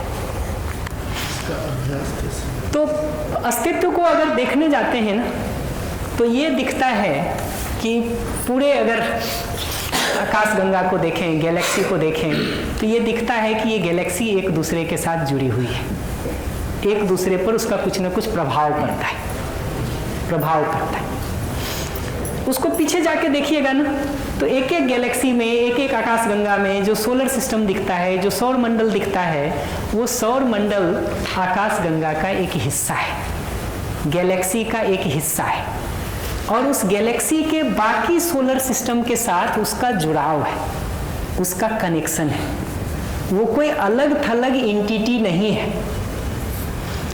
ऐसे ही इस सोलर सिस्टम में भी देखिएगा तो हमारी धरती कोई अलग थलग एंटिटी नहीं है। सोलर सिस्टम के सूर्य के साथ और बाकी ग्रहों के साथ इसका एक अंतर संबंध है और वो सबका उस पर प्रभाव पड़ता रहता है। आज के दिन विज्ञान में इसका भी बहुत अध्ययन करते हैं कि सूर्य में उठने वाली लहरों का भी यहाँ के मौसम पर, जलवायु पर, लोगों के स्वास्थ्य पर क्या प्रभाव पड़ता है। उतना तो छोड़िए, सामान्य ढंग से सर्दी गर्मी का प्रभाव तो हम अभी भी देख पाते हैं, दिन रात का प्रभाव हम अभी भी देख पाते हैं, देख ही पा रहे हैं। ऐसे ही बाकी ग्रहों के धरती पर इम्पैक्ट को, प्रभाव को आज के दिन स्टडी कर ही सकते हैं, कर ही रहे हैं लोग। सूरज के साथ तो बहुत साफ साफ दिखता है। तो ये दिखना जरूरी है कि ये धरती सोलर सिस्टम का एक हिस्सा है। उसमें सूरज अपनी जगह से हट जाए तो धरती भी यहाँ नहीं रह सकती। अगर सूरज अपनी जगह से हट जाए ना तो धरती भी यहाँ नहीं रह सकती, सिस्टम फेल हो जाएगा, सिस्टम फेल हो जाएगा। ऐसे ही इस धरती पर भी देखिएगा ना तो विकास क्रम में ये बात समझ में आती है कि हवा, पानी, मिट्टी, पेड़ पौधे, पशु पक्षी, ये सब के होने के बाद मानव का होना है। मानव के रूप में हम अगर जी रहे हैं तो हवा, पानी, मिट्टी से हमको बहुत सारा सहयोग है, पेड़ पौधों से हमको बहुत सारा सहयोग है, पशु पक्षियों से हमको बहुत सारा सहयोग है।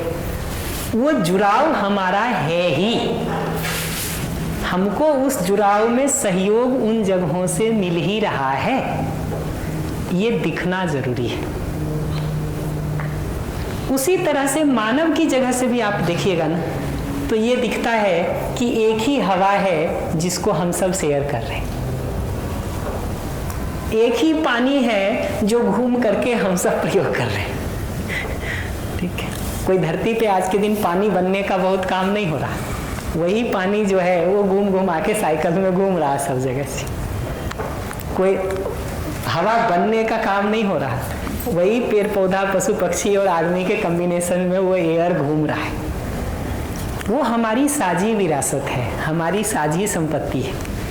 उस हवा को हम में से कोई भी गंदा करे, कोई भी जहर डाले, मरना हम सबको होगा, हम सबको होगा। हम इसका बार बार उदाहरण देते हैं कि ये एक वैसे नाव की तरह है जिसमें हम सब यात्रा कर रहे हैं, छेद कोई भी करे डूबेगा सब। तो हमारा जुड़ाव एक दूसरे के साथ है ही। हम धरती पर कितना भी बाउंड्री खींच लें, यहाँ से तुम, यहाँ से हम, ठीक है, ये हम अपने मन में तो बाउंड्री खींच सकते हैं। धरती नहीं बढ़ती है, हवा नहीं बढ़ता है, पानी नहीं बढ़ता है, पेड़ पौधे और पशु पक्षी भी उस बाउंड्री को नहीं मानते, नहीं मानते, क्योंकि वो बाउंड्री प्राकृतिक नहीं है, वो बाउंड्री नेचुरल नहीं है, वो बाउंड्री एग्जिस्टेंशियल नहीं है। और वो बाउंड्री हम कितना भी खींच लें एक दूसरे के साथ, ठीक है, वो कनेक्शन हमारा रहता ही है, रहता ही है। कम से कम इतना अपेक्षा तो हम रखते ही हैं कि बाउंड्री के उस पार वाला भी हमारे ऊपर पत्थर ना फेंके, फूल ना बरसाए, कोई बात नहीं, कम से कम पत्थर तो ना फेंके। इतनी अपेक्षा तो रहती ही है, रहेगी ही, क्योंकि हम सब एक दूसरे से जुड़े हुए ही हैं। एक ही धरती है जिसको हम सब साझा कर रहे हैं, एक ही हवा, पानी, मिट्टी है जिसको हम सब साझा कर रहे हैं। ये जुड़ाव देखना जरूरी है, और ये जुड़ाव है ही। हमारे आंख बंद कर लेने से कोई जुड़ाव खत्म नहीं हो जाता। ठीक वैसे ही जैसे अभी मैं आंख बंद कर लूं तो आप सब लोग हमको दिखाई तो नहीं देंगे। इसका ये मतलब नहीं है कि आप सब लोग हैं नहीं, यहाँ पे रहेंगे। तो ये अस्तित्व को देखने जाएंगे ना, तो इस पूरे जो एक्सप्लेन हमने किया, इसको अगर एक लाइन में कहूँ ना, तो मैं ये कह रहा हूँ कि अस्तित्व में चीज़ें आइसोलेटेड या अलग थलग नहीं है, बल्कि ये पूरा अस्तित्व एक इंटीग्रेटेड रूप से जुड़ी हुई वास्तविकता है जिसके हम आप एक हिस्से हैं। ये पूरा अस्तित्व एक जुड़ा हुआ इंटीग्रेटेड वास्तविकता है जिसके हम भी एक हिस्से हैं, आप भी एक हिस्से हैं। तो हमारा जुड़ाव है ही ठीक उसी तरह से जैसे शरीर में पेट और आंख एक दूसरे से जुड़ा हुआ है। ये सारे अंग एक दूसरे से जुड़े हुए हैं। इसमें आप ये नहीं कर सकते हैं कि एक अंग को बचाएं, दूसरे को ना बचाएं, तीसरे को बचाएं, चौथे को ना बचाएं। वो जुड़ाव एक का दूसरे के साथ है ही, तो संबंध हमारा है ही और हम एक दूसरे से जुड़े हुए ही हैं। इस संबंध या जुड़ाव को पहचानना महत्वपूर्ण है, महत्वपूर्ण है। पहले बिंदु पर हमको कोर बात ये कहनी, अभी जाने अनजाने हम बहुत आइसोलेटेड ढंग से, बहुत अलग थलग ढंग से अपने को देखने लगे। हमको लगता है कि हमने एक बाउंड्री खींच ली तो उससे बाउंड्री खींच गई है। हमको ये पहचानना जरूरी है कि वो हमारी काल्पनिक बाउंड्री है, एग्जिस्टेंशियल बाउंड्री नहीं है। एग्जिस्टेंशियली तो हमारा जुड़ाव है ही। आज के दिन में उसको बहुत व्यवहारिक धरातल से भी जब कहता हूँ ना, तो मैं ऐसे कहता हूँ कि आप ये देखिएगा, सामान्य जीने में भी आप घर में जितनी सुविधाएं आज के दिन प्रयोग कर रहे हैं, उसको आप तक बनने और पहुंचने में डायरेक्टली इनडायरेक्टली कितने लोगों का योगदान है। जिन सुविधाओं को हम आज के दिन प्रयोग कर रहे हैं ना, उसको बनने से लेके हम तक पहुंचने में डायरेक्टली इनडायरेक्टली कितने लोगों का योगदान है।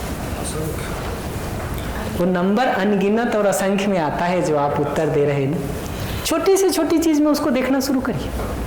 आप एक प्लेट खाना भी जो खाते हैं ना, अभी लंच करेंगे, ब्रेकफास्ट किए थे, अगर पोहा खाए हैं आज, ऐसा हमको सूचना मिला है, उसका चावल कहीं उगा होगा, ठीक है, किसी ने उसको ट्रांसपोर्ट किया होगा, ठीक है, फिर किसी ने उसको स्टोर करके रखा होगा, फिर किसी ने आपको बना के दिया है। एक चेन तो पूरा यही दिखता है। थोड़ा पीछे जाके देखिएगा तो ये दिखेगा कि वो चावल कहीं धान उगा है, किसान ने पैदा किया, ठीक है। उस उगाने में जो जिन जिन लोगों का भी सहयोग है, चाहे पानी भरने के लिए डीजल और पेट्रोल लगा होगा, ठीक है, वो पंप सेट की मशीन लगी होगी, वो सबका योगदान है उसमें। और अगर पंप सेट की मशीन लगी है तो उसका लोहा कहीं निकला होगा, उसकी टेक्नोलॉजी कहीं और से होगी, उसको बनाने का काम कहीं और से हुआ होगा, और वो सब बन के असेंबल होके ट्रांसपोर्ट करके किसान के वो तक पहुंचा है, तब हमको चावल मिल रहा है। अभी हम इतना नैरो देखते हैं कि हमको लगता है हमने खाने का 50 रुपया दे दिया, बात खत्म हो गई। हम थोड़ा सा भी ध्यान से देखेंगे ना तो दिखेगा कि खाने का 50 रुपया दे देने भर से वो प्लेट में नहीं आता है। इतने सारे लोगों का योगदान होने से वो हमारे प्लेट में आता है। अगर इन सब लोगों का योगदान नहीं हो तो 50 रुपया पोहा पैदा नहीं कर सकता है, नहीं कर सकता। तो व्यवहारिक धरातल पर भी आज के दिन देखिएगा ना, तो हम जिन सुविधाओं का भी प्रयोग कर रहे हैं उसमें बहुत सारे लोगों का योगदान है, बहुत सारों का योगदान है। मैं इसको पलट के दूसरी भाषा में भी कहता हूं, कभी आप सोचिएगा, कम से कम भी जिन 10-5 चीज़ों का आप अपने ज़िंदगी में यूज़ कर रहे हैं ना, आप ये देखिएगा कि अगर आपको कभी अकेले रहना पड़े तो उसमें से कितनी चीज़ें आप खुद से कर सकते हैं। कुर्सी पे बैठे हैं हम लोग, अभी कुर्सी हम बना पाएंगे क्या? प्रोजेक्टर यूज़ कर रहे हैं हम, प्रोजेक्टर बना सकते क्या? कपड़ा पहन के घूम रहे हैं हम, एक कपड़ा बना सकते क्या? ये बना करके पहन करके हम इसलिए पा रहे हैं क्योंकि हमारा सामूहिक एक दूसरे के साथ जुड़ाव है, योगदान है, कंट्रीब्यूशन है, कंट्रीब्यूशन। सामूहिक रूप में वो करने से हमारा ध्यान भी नहीं जाता है, ध्यान भी नहीं जाता है। पेन जिससे आप लिख रहे हैं, कॉपी जिस पर आप लिख रहे हैं, मैं तो कभी कभी ये सवाल हर किसी को कहता हूँ कि एक बार सोचिए कि किसी आइसोलेटेड जगह पे आपको अकेले रहना हो, तो इसमें से क्या आप खुद से कर सकते हैं? बड़ी मुश्किल से कुछ मिलेगा आपको, बड़ी मुश्किल से कुछ मिलेगा आपको। घड़ी, मोबाइल, जूता, चप्पल, चश्मा, घड़ी, बोतल, जितना दिख रहा है ना, स्वेटर, बैग, गिनते चले जाइए आप, गिनते चले जाइए। तो वो जुड़ाव दिखना महत्वपूर्ण है। व्यवहारिक धरातल पर भी वो जुड़ाव है, अस्तित्वगत धरातल पर भी वो जुड़ाव है। अस्तित्व में कहीं भी आइसोलेट होने का, अलग थलग होने का जगह नहीं है। वो एक दूसरे से जुड़ाव है ही, अंतर संबंध है ही, इंटरकनेक्शन है ही। इस रूप में हम सभी एक दूसरे से संबंधित हैं ही। दूसरे मनुष्य के साथ भी हमारा वो संबंध है, और ये हवा, पानी, मिट्टी के साथ भी हमारा संबंध है। इसी तरह से अगर धरती सूरज के साथ जुड़ी हुई है, तो इनडायरेक्टली हम भी तो सूरज के साथ जुड़े हुए ही हैं। सूरज अगर गैलेक्सी के साथ जुड़ा हुआ है, ठीक है, उसके सेंटर के चारों ओर चक्कर लगा रहा है, तो हम भी तो उसके साथ हैं ही ना, है ही ना। ये जुड़ाव दिखना महत्वपूर्ण है। जहाँ जहाँ हमको वो जुड़ाव दिखता है ना, वहाँ वहाँ फिर एक सेंस ऑफ रिस्पॉन्सिबिलिटी भी पैदा होती है। जहाँ वो जुड़ाव हमको नहीं दिखता है ना, वहाँ ठीक भाव पैदा होने का चांस ही नहीं होता है, चांस ही नहीं होता है। हमको आपके साथ वो जुड़ाव अपना दिखता है ना, तो आगे एक सेंस ऑफ केयर और कंसर्न आने की पॉसिबिलिटी है। वो जुड़ाव ही नहीं दिखे हमारा आपके साथ, तो कहाँ से केयर और कंसर्न आएगा? तो पहली बात मैं ये कह रहा हूँ, जो पहला पॉइंट है वो ये कह रहा हूँ, ये पकड़ में आ जाए बहुत अच्छी बात है, नहीं भी आए ना तो भी कोई दिक्कत नहीं है। दूसरा, तीसरा, इसमें से जो बिंदु पकड़ में आ जाएगा वही पर्याप्त है अभ्यास करने के लिए। ये जरूरी भी नहीं है कि आपको हर चीज में सहमति बन जाए तभी अभ्यास कर पाएंगे। ये आखिरी बिंदु पर भी जिस पर मैं बात करूंगा ना, उतने पर भी सहमति बन जाए तो उतने से भी अभ्यास हो सकता है। ऐसे ही इसमें जो दूसरा पॉइंट है ना, वो ये है कि प्रकृति की एक एक इकाई को देखना शुरू करिए, नेचर के एक एक यूनिट को देखना शुरू करिए। वो अपने में एक सेल्फ ऑर्गेनाइज सिस्टम दिखाई देगा, एक निश्चित कंडक्ट और आचरण के साथ दिखाई देगा, और दूसरे यूनिट के साथ उसका इंटरेक्शन दिखाई देगा। तो एक परमाणु को भी देखेंगे, एक एटम को भी देखेंगे, तो वो अपने में एक ऑर्गेनाइजेशन को, सेल्फ स्ट्रक्चर को, सेल्फ ऑर्गेनाइजेशन को बना के रखता है। उसके मध्य में कुछ अंश होते हैं, उसके पेरीफेरी में, परिवेश में कुछ अंश होते हैं। वो दोनों के बीच जो भी एक जुड़ाव होना है वो बन करके एक एटम के रूप में बना रहता है। दूसरे एटम के साथ जुड़ करके मॉलिक्यूल बना पाता है, आगे मॉलिक्यूलर स्ट्रक्चर और पूरी संरचना बनाता है।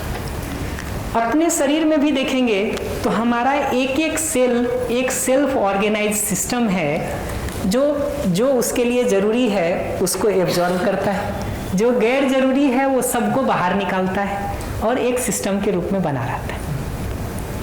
ऐसे ही ये सेल दूसरे सेल के साथ मिल करके टिश्यूज, ऑर्गन्स और पूरा बॉडी बना रखे। इसी तरह से इस पूरी धरती को भी देखिएगा ना, तो ये धरती एक निश्चित सोलर सिस्टम के परिपथ में घूम रही है। कोई हम आप पकड़ के नहीं घुमा रहे हैं इसको, धरती पहले से घूम रही है और व्यवस्था में है, इसलिए हम आप यहाँ हो पा रहे हैं। अगर वो धरती नहीं घूम रही होती और व्यवस्था में नहीं होती तो हमारा आपका होने का भी पॉसिबिलिटी नहीं था। तो प्रकृति की जहाँ जहाँ पे भी देखने जाइएगा, इसको जितना विस्तार करके भी देखिए, हर जगह पे आपको दिखाई देगा कि वो इकाई, वो यूनिट, वो वस्तु अपने में एक सेल्फ ऑर्गेनाइज्ड स्ट्रक्चर है, व्यवस्था है, और दूसरों के साथ इंटरेक्शन कर रहा है एक व्यवस्थित मैनर में। ये सोलर सिस्टम के सारे ग्रह एक दूसरे के साथ व्यवस्था में हैं, तभी तो सोलर सिस्टम बना है। अगर ये एक दूसरे से टकरा रहे होते सुबह शाम तो हमारे रहने लायक यहाँ कोई अनुकूलता नहीं मिल सकती थी। और ये नेचुरल सिस्टम है, ये ऐसा नहीं है कि हम आप उसको इंश्योर किए हुए हैं, हम आप उसके बाद हैं, वो पहले है, वो पहले है। अभी क्या होता है, हम सिर्फ अपने कंट्रीब्यूशन को जब देखना शुरू करते हैं तो लगता है हम ही पूरा संसार चला रहे हैं और पूरा बोझ हमारे ही सिर पे है। हम थोड़ा ध्यान से देखना शुरू करते हैं ना तो दिखता है कि बहुत सारा सपोर्ट है, बहुत सारा सपोर्ट है। किसी का एक पुराना कोट है कि वो जो भीड़ में सबसे बड़ा है ना, वो किसी और के कंधे पर खड़ा है। तो ये दिखना जरूरी है कि हम जो इस धरती पर बहुत विद्वान मानते हैं ना अपने को, उसके पीछे बहुत सारा सपोर्ट है, उसके साथ हम खड़े हैं, उसके साथ हम खड़े हैं। नहीं, और जितना फैला के इसको देखेंगे ना उतना दिखाई देगा। मैं तो समय की मर्यादा को ध्यान में रख के कुछ कुछ बिंदुओं को छू दे रहा हूँ। कभी आपको जरूरत लगेगी और एक्सपेंड करने की तो आगे के किसी सेशन में कर देंगे, कर देंगे। ठीक है। ये जो आखिरी बात मैं कह रहा हूँ अब उस पर आता हूँ। मनुष्य के रूप में भी देखिएगा ना तो आप अपने लिए देखिए कि घर में जब सारी चीज़ें व्यवस्था में चल रही होती हैं तब आपको सुकून मिलता है, या अव्यवस्थित होती हैं तब आपको सुकून मिलता है। व्यवस्थित होती तो घर में भी वही बात दिखता है, ऑफिस में भी वही बात दिखेगी। यहाँ भी सब जब तक व्यवस्था में चल रहा होता है हम लोग सब आराम में बैठे रहते हैं। अभी दो अव्यवस्था शुरू हो जाए, किसी न किसी को लगेगा कि कुछ इंटरवीन करने की जरूरत है। ठीक है। तो मनुष्य को भी देखिएगा तो मूल रूप में व्यवस्था का पक्षधर है। मानव भी अव्यवस्था चाहता नहीं है, और मानव का अध्ययन जब भी करने जाएंगे ना तो अपना अध्ययन करना सबसे महत्वपूर्ण है। दूसरे का अध्ययन करने से शुरू करेंगे ना, मानव के बारे में कुछ ज्यादा निष्कर्ष नहीं निकलेगा। क्यों नहीं निकलेगा? क्योंकि हमारे अंदर जो कुछ भी चल रहा होता है उसको दूसरा नहीं देख सकता है। दूसरे के अंदर जो कुछ भी चल रहा होता है वो मैं नहीं देख सकता। इसलिए आप किसी काम को कर रहे हैं, उस समय आप आराम में हैं कि तनाव में हैं, मजबूरी में हैं कि सहजता में हैं, ये मैं बाहर से बहुत नहीं देख सकता। आप मेरा बहुत नहीं देख सकते, लेकिन मैं अपना देख सकता हूँ, आप अपना देख सकते हैं। ये उपाय है। तो आप अपना अध्ययन करते हैं, मैं अपना अध्ययन करता हूँ, हम दोनों को मानव के बारे में ठीक ठीक निष्कर्ष मिल जाता है।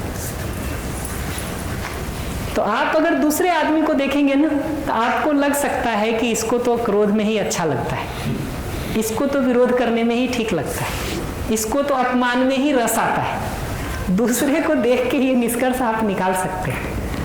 अपने को जैसे ही देखना शुरू करते हैं ना, दिखता है कि अपमान, क्रोध, विरोध एक क्षण के लिए भी हमारे अंदर आता है, वो हमको जलाता है, हमको उसकी गर्मी महसूस होती है, हमको उसकी पीड़ा और ताप महसूस होता है।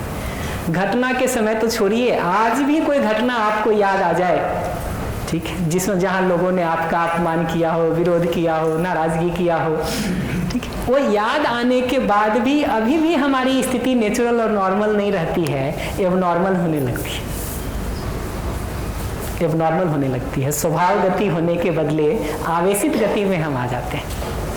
नेचुरल और नॉर्मल होने के बदले एबनॉर्मल और एक्साइटेड स्टेट में आ जाते हैं। तो मनुष्य के रूप में अपना अध्ययन करेंगे ना, तब दिखेगा आपको कि मूल रूप में हमको व्यवस्था ही स्वीकार होती है, स्वीकार होती है। इसी तरह से मानव के रूप में आप अपने लिए देखने जाइए।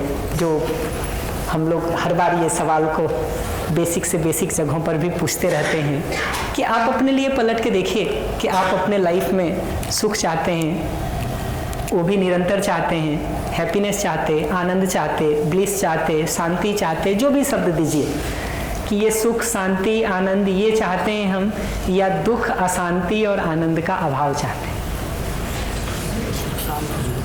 उत्तर बहुत साफ है जो आप दे रहे हैं कि सुख शांति आनंद जैसी स्थिति हम अपने में चाहते हैं। इसी तरह से आप अपने से पूछ के देखिए कि आप प्रोस्पेरिटी चाहते हैं, समृद्धि चाहते हैं कि अभाव चाहते हैं, डिप्रीवेशन चाहते हैं या प्रोस्पेरिटी चाहते हैं। उत्तर बहुत साफ है।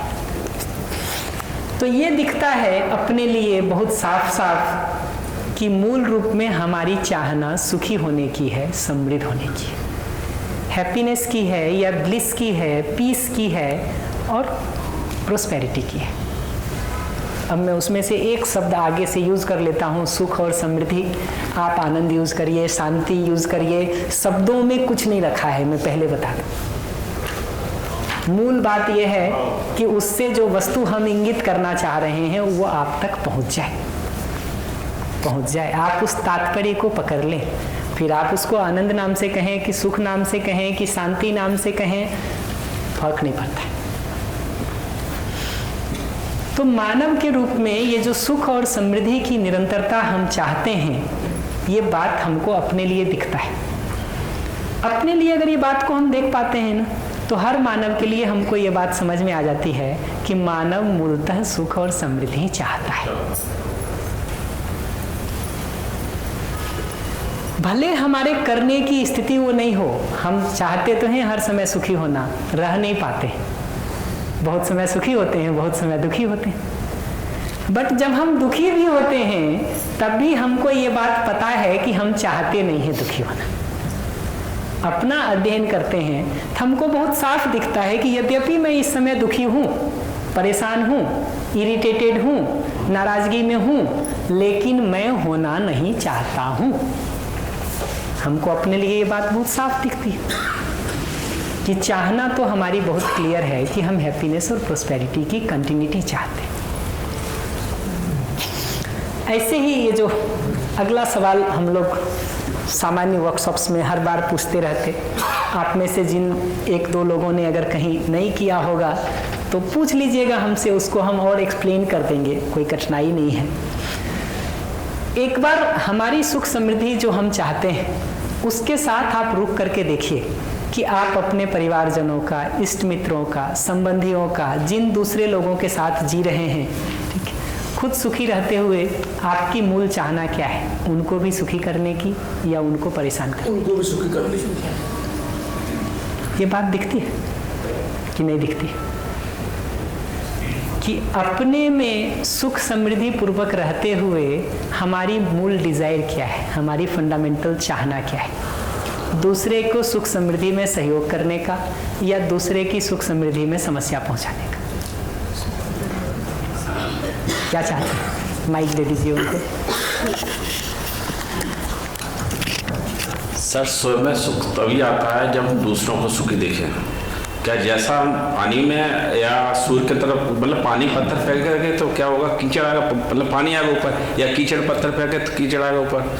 तो जब तक हम दूसरों के लिए पॉजिटिव नहीं सोचेंगे तब तक हमारे अंदर पॉजिटिव विचार उत्पन्न नहीं होंगे, सकारात्मकता नहीं आएगी।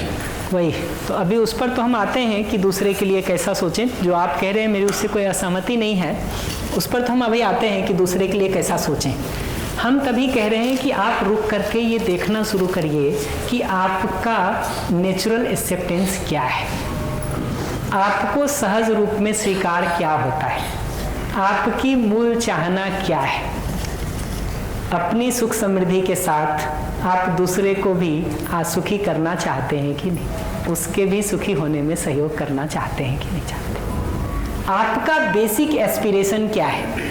और ये मुद्दा ऑब्जर्वेशन का मुद्दा है, ऑब्जर्वेशन का मुद्दा है कि अपने लिए हम इस बात को देख पाते कि नहीं देख पाते कि हमारा फंडामेंटल डिजायर क्या है, हमारा बेसिक एस्पिरेशन क्या है, हमको सहज रूप में क्या स्वीकार होता है। खुद की सुख शांति के बने रहते हुए दूसरे की सुख शांति में हम सहयोगी होना चाहते हैं मूलतः, या समस्या पैदा करना चाहते हैं? सहयोगी होना चाहिए। अपने लिए ये बात को पहले फिक्स करना जरूरी है, पहचानना जरूरी है कि हमारा अपना बेसिक एस्पिरेशन क्या है। दूसरी तरफ से मैं पलट के एक और कह देता हूँ, कभी वो भी देखिएगा आप कभी दूसरे पर गुस्सा होते हैं, इरिटेट होते हैं, नाराज होते हैं, कब होते हैं? जब आप आराम में रहते हैं कि जब आप परेशान होते हैं? तो ये भी दिखना जरूरी है कि जब हमको परेशानी होती है तब हम दूसरे को इरिटेट करने पर, परेशान करने पर, रिएक्ट करने पर भी कुछ सोच लेते हैं, कर लेते हैं।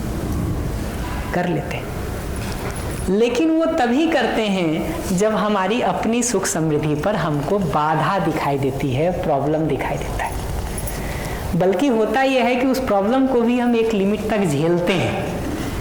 एक लिमिट के बाद जब लगता है कि अभी अगला रुक नहीं रहा है, तब लगता है कि अब तो कुछ करना पड़ेगा इसका।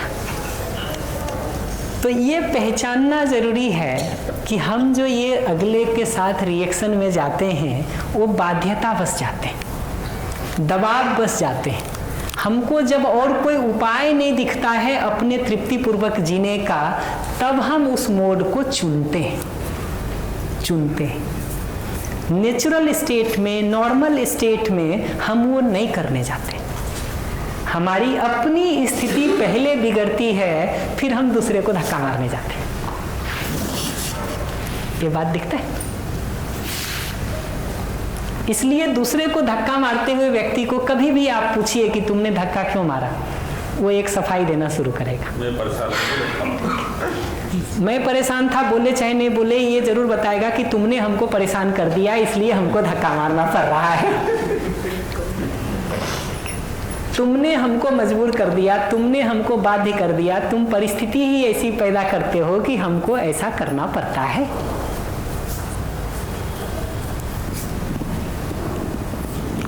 हम लोग अपने बेसिक वर्कशॉप में, परिचय शिविरों में बार बार उस पर बात करते रहते हैं। जो उदाहरण हर बार हम लोग देते कि अपने हाथ से जब कांच का ग्लास गिरता है ना, तो हम कहते हैं गिर गया, टूट गया, कि नहीं?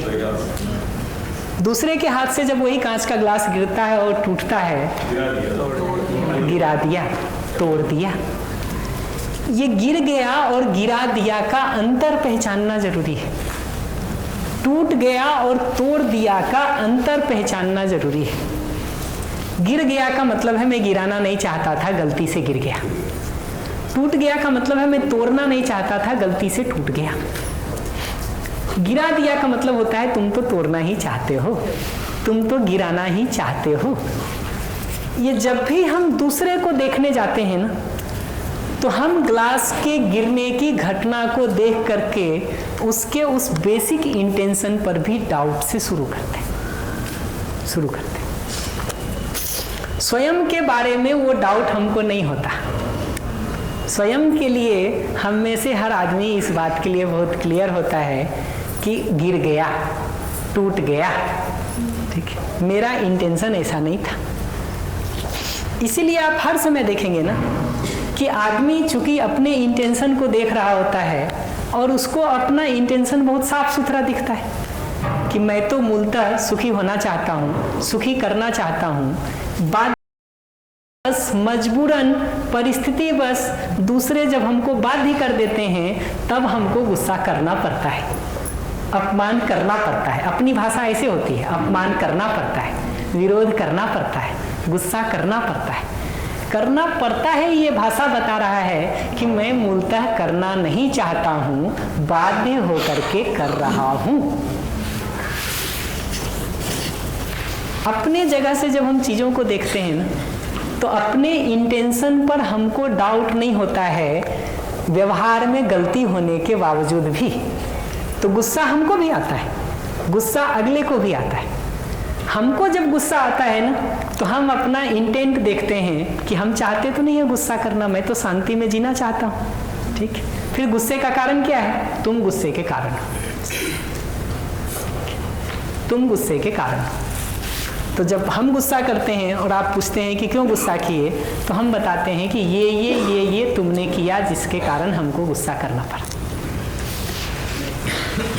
लेकिन जब आप गुस्सा करते हैं ना, तो आपके गुस्सा करने को देख करके, ठीक है, हम यहाँ से शुरू करते हैं कि ये तो है ही नालायक, बात बात पे गुस्सा करता रहता है, ठीक है, ये तो है ही नालायक, बात बात पे गुस्सा करता रहता है, इसकी तो आदत हो गई है किसी भी बात को लेके बिगड़ने की। अच्छा, इसमें इतना बिगड़ने की क्या बात थी? शांति से बता देते, तुम तो हम नहीं सुनते क्या? दूसरे की जगह से देखिएगा कि सारे तर्क जो चल रहे हैं ना, वो उसके करने की जगह पर गुस्सा करने को देख करके सारा तर्क चल रहा है। अपनी जगह से जो सारा तर्क चलता है वो अपने इंटेंशन को देख के चलता है कि मैं तो गुस्सा नहीं करना चाहता हूँ, मैं तो अपमान में नहीं जीना चाहता हूँ, मैं तो विरोध में नहीं जीना चाहता हूँ, मैं तो झगड़ा नहीं करना चाहता हूँ। फिर अगर हो रहा है तो आप सब हमको बाध्य कर रहे हैं उसके लिए, ऐसा निष्कर्ष निकालते हैं। लेकिन जब आप ये अपमान कर रहे होते हैं, विरोध कर रहे होते हैं, झगड़ा कर रहे होते हैं, तो हम ये निष्कर्ष नहीं निकालते हैं। फिर हम ये निष्कर्ष निकालते हैं कि तुम्हारी तो आदत ही खराब हो गई है, ठीक है, तुम्हारा तो लहजा ही ठीक नहीं है, तुम्हारा तो तरीका ही ठीक नहीं है, इतनी सी बात पर इतना करने की क्या जरूरत थी। श्रद्धा दी, हमको लंच टाइम बताना पड़ेगा, तैयार है कि नहीं? नहीं, 1 बज गया इसलिए पूछ रहा हूँ। हाँ, तो ये दिखना जरूरी है। हमको जब गुस्सा आता है तो कारण आप, आपको भी जब गुस्सा आता है तो कारण आप ही है, दोनों तरह से कारण आप है। हम कुछ मांग करते हैं, हम कुछ डिमांड करते हैं कि ये करिए, और आप नहीं करते हैं तो हम कहते हैं बड़े स्वार्थी हो तुमको तो अपने अलावा कुछ दिखता ही नहीं, ठीक है। जब आप कुछ कहते हैं और मैं नहीं कर पाता हूँ तो हम कहते हैं तुम बड़े डिमांडिंग हो, यार थोड़ा रिजनेबल एक्सपेक्टेशन तो रखा करो। इतना तो सुबह से रात तक करते रहते हैं, उसके बाद भी मन नहीं भरता, तुम्हारा 2 लिस्ट और लेके बैठे हो। ये दोनों जगह देखिए कि भाषा में क्या हो रहा है, ठीक है, और उसके पीछे भाव में क्या हो रहा है। तो ये दिखेगा कि दोनों जगह पर हम ये कर रहे हैं कि अपने को भी जब देख रहे हैं तो अपने उस इंटेंट को हम देख रहे हैं कि वो तो साफ सुथरा है, ठीक है, ठीक है, मैं तो मूलतः ठीक जीना चाहता हूँ, दूसरे का भी ठीक करना चाहता हूँ, बाध्यतावश परिस्थितिवश मजबूरन हमको गलती करना पड़ता है। लेकिन जब हम दूसरे को देखने जाते हैं ना, तो उस बेसिक इंटेंट को देखने का काम नहीं करते हैं। दूसरे के तो उस कॉम्पिटेंस को देख करके, उस योग्यता में कमी को देख करके, उस बेसिस पर उसके इंटेंट पर भी डाउट करने का काम कर लेते हैं। माइक जी, दे जी, इनको सुन के ब्रेक करेंगे, कोई दिक्कत नहीं है। क्षमा की कोई जरूरत नहीं है, मुझे अच्छा लगेगा आपके पूछने से। जी, जो आप अभी ये बात बता रहे हैं, इसमें हिस्ट्री भी तो ज़रूरी है ना, कि पुराना परफॉर्मेंस, मतलब परिवार में जब लोग रहते हैं तो पुराना परफॉर्मेंस के आधार पे भी तो मान्यताएं और ऐसी स्वीकृति बनती है ना। तो उसमें हमारा डिज़ाइन जो होता है ना, पुराने परफॉर्मेंस को देख के बनाने का, उसमें फिर से थोड़ा रुक के देखिए कि दृष्टि क्या है हमारी। पुराना आपने भी 5 गलती किया होगा, ठीक है, आपके पास एक जस्टिफिकेशन होगा कि ये मजबूरी थी, ये बाध्यता थी, ये परिस्थिति थी जिसके कारण हमको ऐसा करना पड़ा। अगला आपकी उस हिस्ट्री को पकड़े हुए है कि आपने 5 जगह ठीक नहीं किया उसके साथ, आप उसकी हिस्ट्री को पकड़े हुए हैं कि ये 10 जगह तुमने ठीक नहीं किया मेरे साथ। तो एक लिस्ट आपके पास है, हम भूल जाते हैं कि एक लिस्ट अगले के भी पास तो होगी।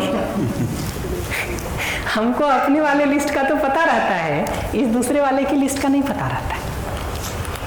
मैं अभी जो बेसिक बात कह रहा हूँ वो ये कि जैसे हमको अपने लिए ये बात दिखाई देती है कि हिस्ट्री में 5 गलती करने के बावजूद भी मेरी मूल चाहना तो खुद सुखी होने की, आपको सुखी करने की थी।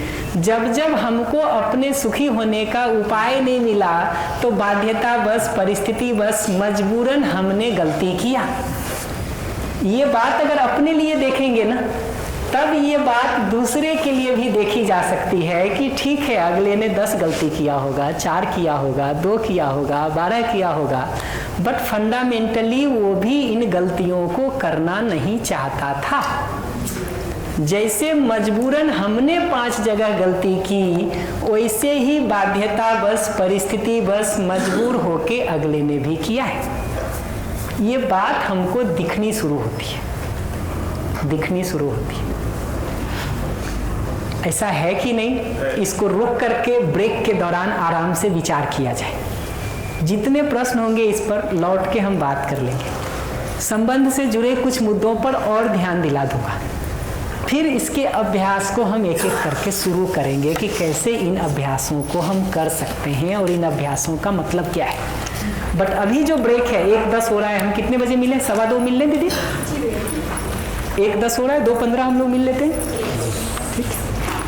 ये बेसिक अभ्यास पलट के अपने लिए ब्रेक के दौरान देखा जाए कि हम मूलतः अपना सुख समृद्धि चाहते हैं कि नहीं, और सुखी समृद्ध रहते हुए दूसरे का सुख समृद्धि चाहते हैं कि नहीं। ये बेसिक सवाल को ऑब्जर्व किया जाए। दूसरी भाषा में ये ऑब्जर्व किया जाए कि हम भी तो कभी दुखी होते होंगे, हम भी तो कभी नाराज होते होंगे, हम भी तो कभी अपमान करते होंगे, हम भी तो कभी गुस्सा करते हैं, हम भी तो कभी विरोध करते हैं। क्या उस समय हम मूल में अपमान, विरोध, क्रोध, गुस्सा करना चाहते हैं, या मजबूरन हमको परिस्थितिवश लगता है कि अब और कोई उपाय नहीं है, करना पड़ेगा। ये ऑब्जर्वेशन अपने लिए किया जाए, अभी दूसरे के लिए नहीं। इसका जो भी निष्कर्ष होगा वहाँ से हम आगे की चर्चा को शुरू करेंगे। 2:15 मिलते हैं हम लोग।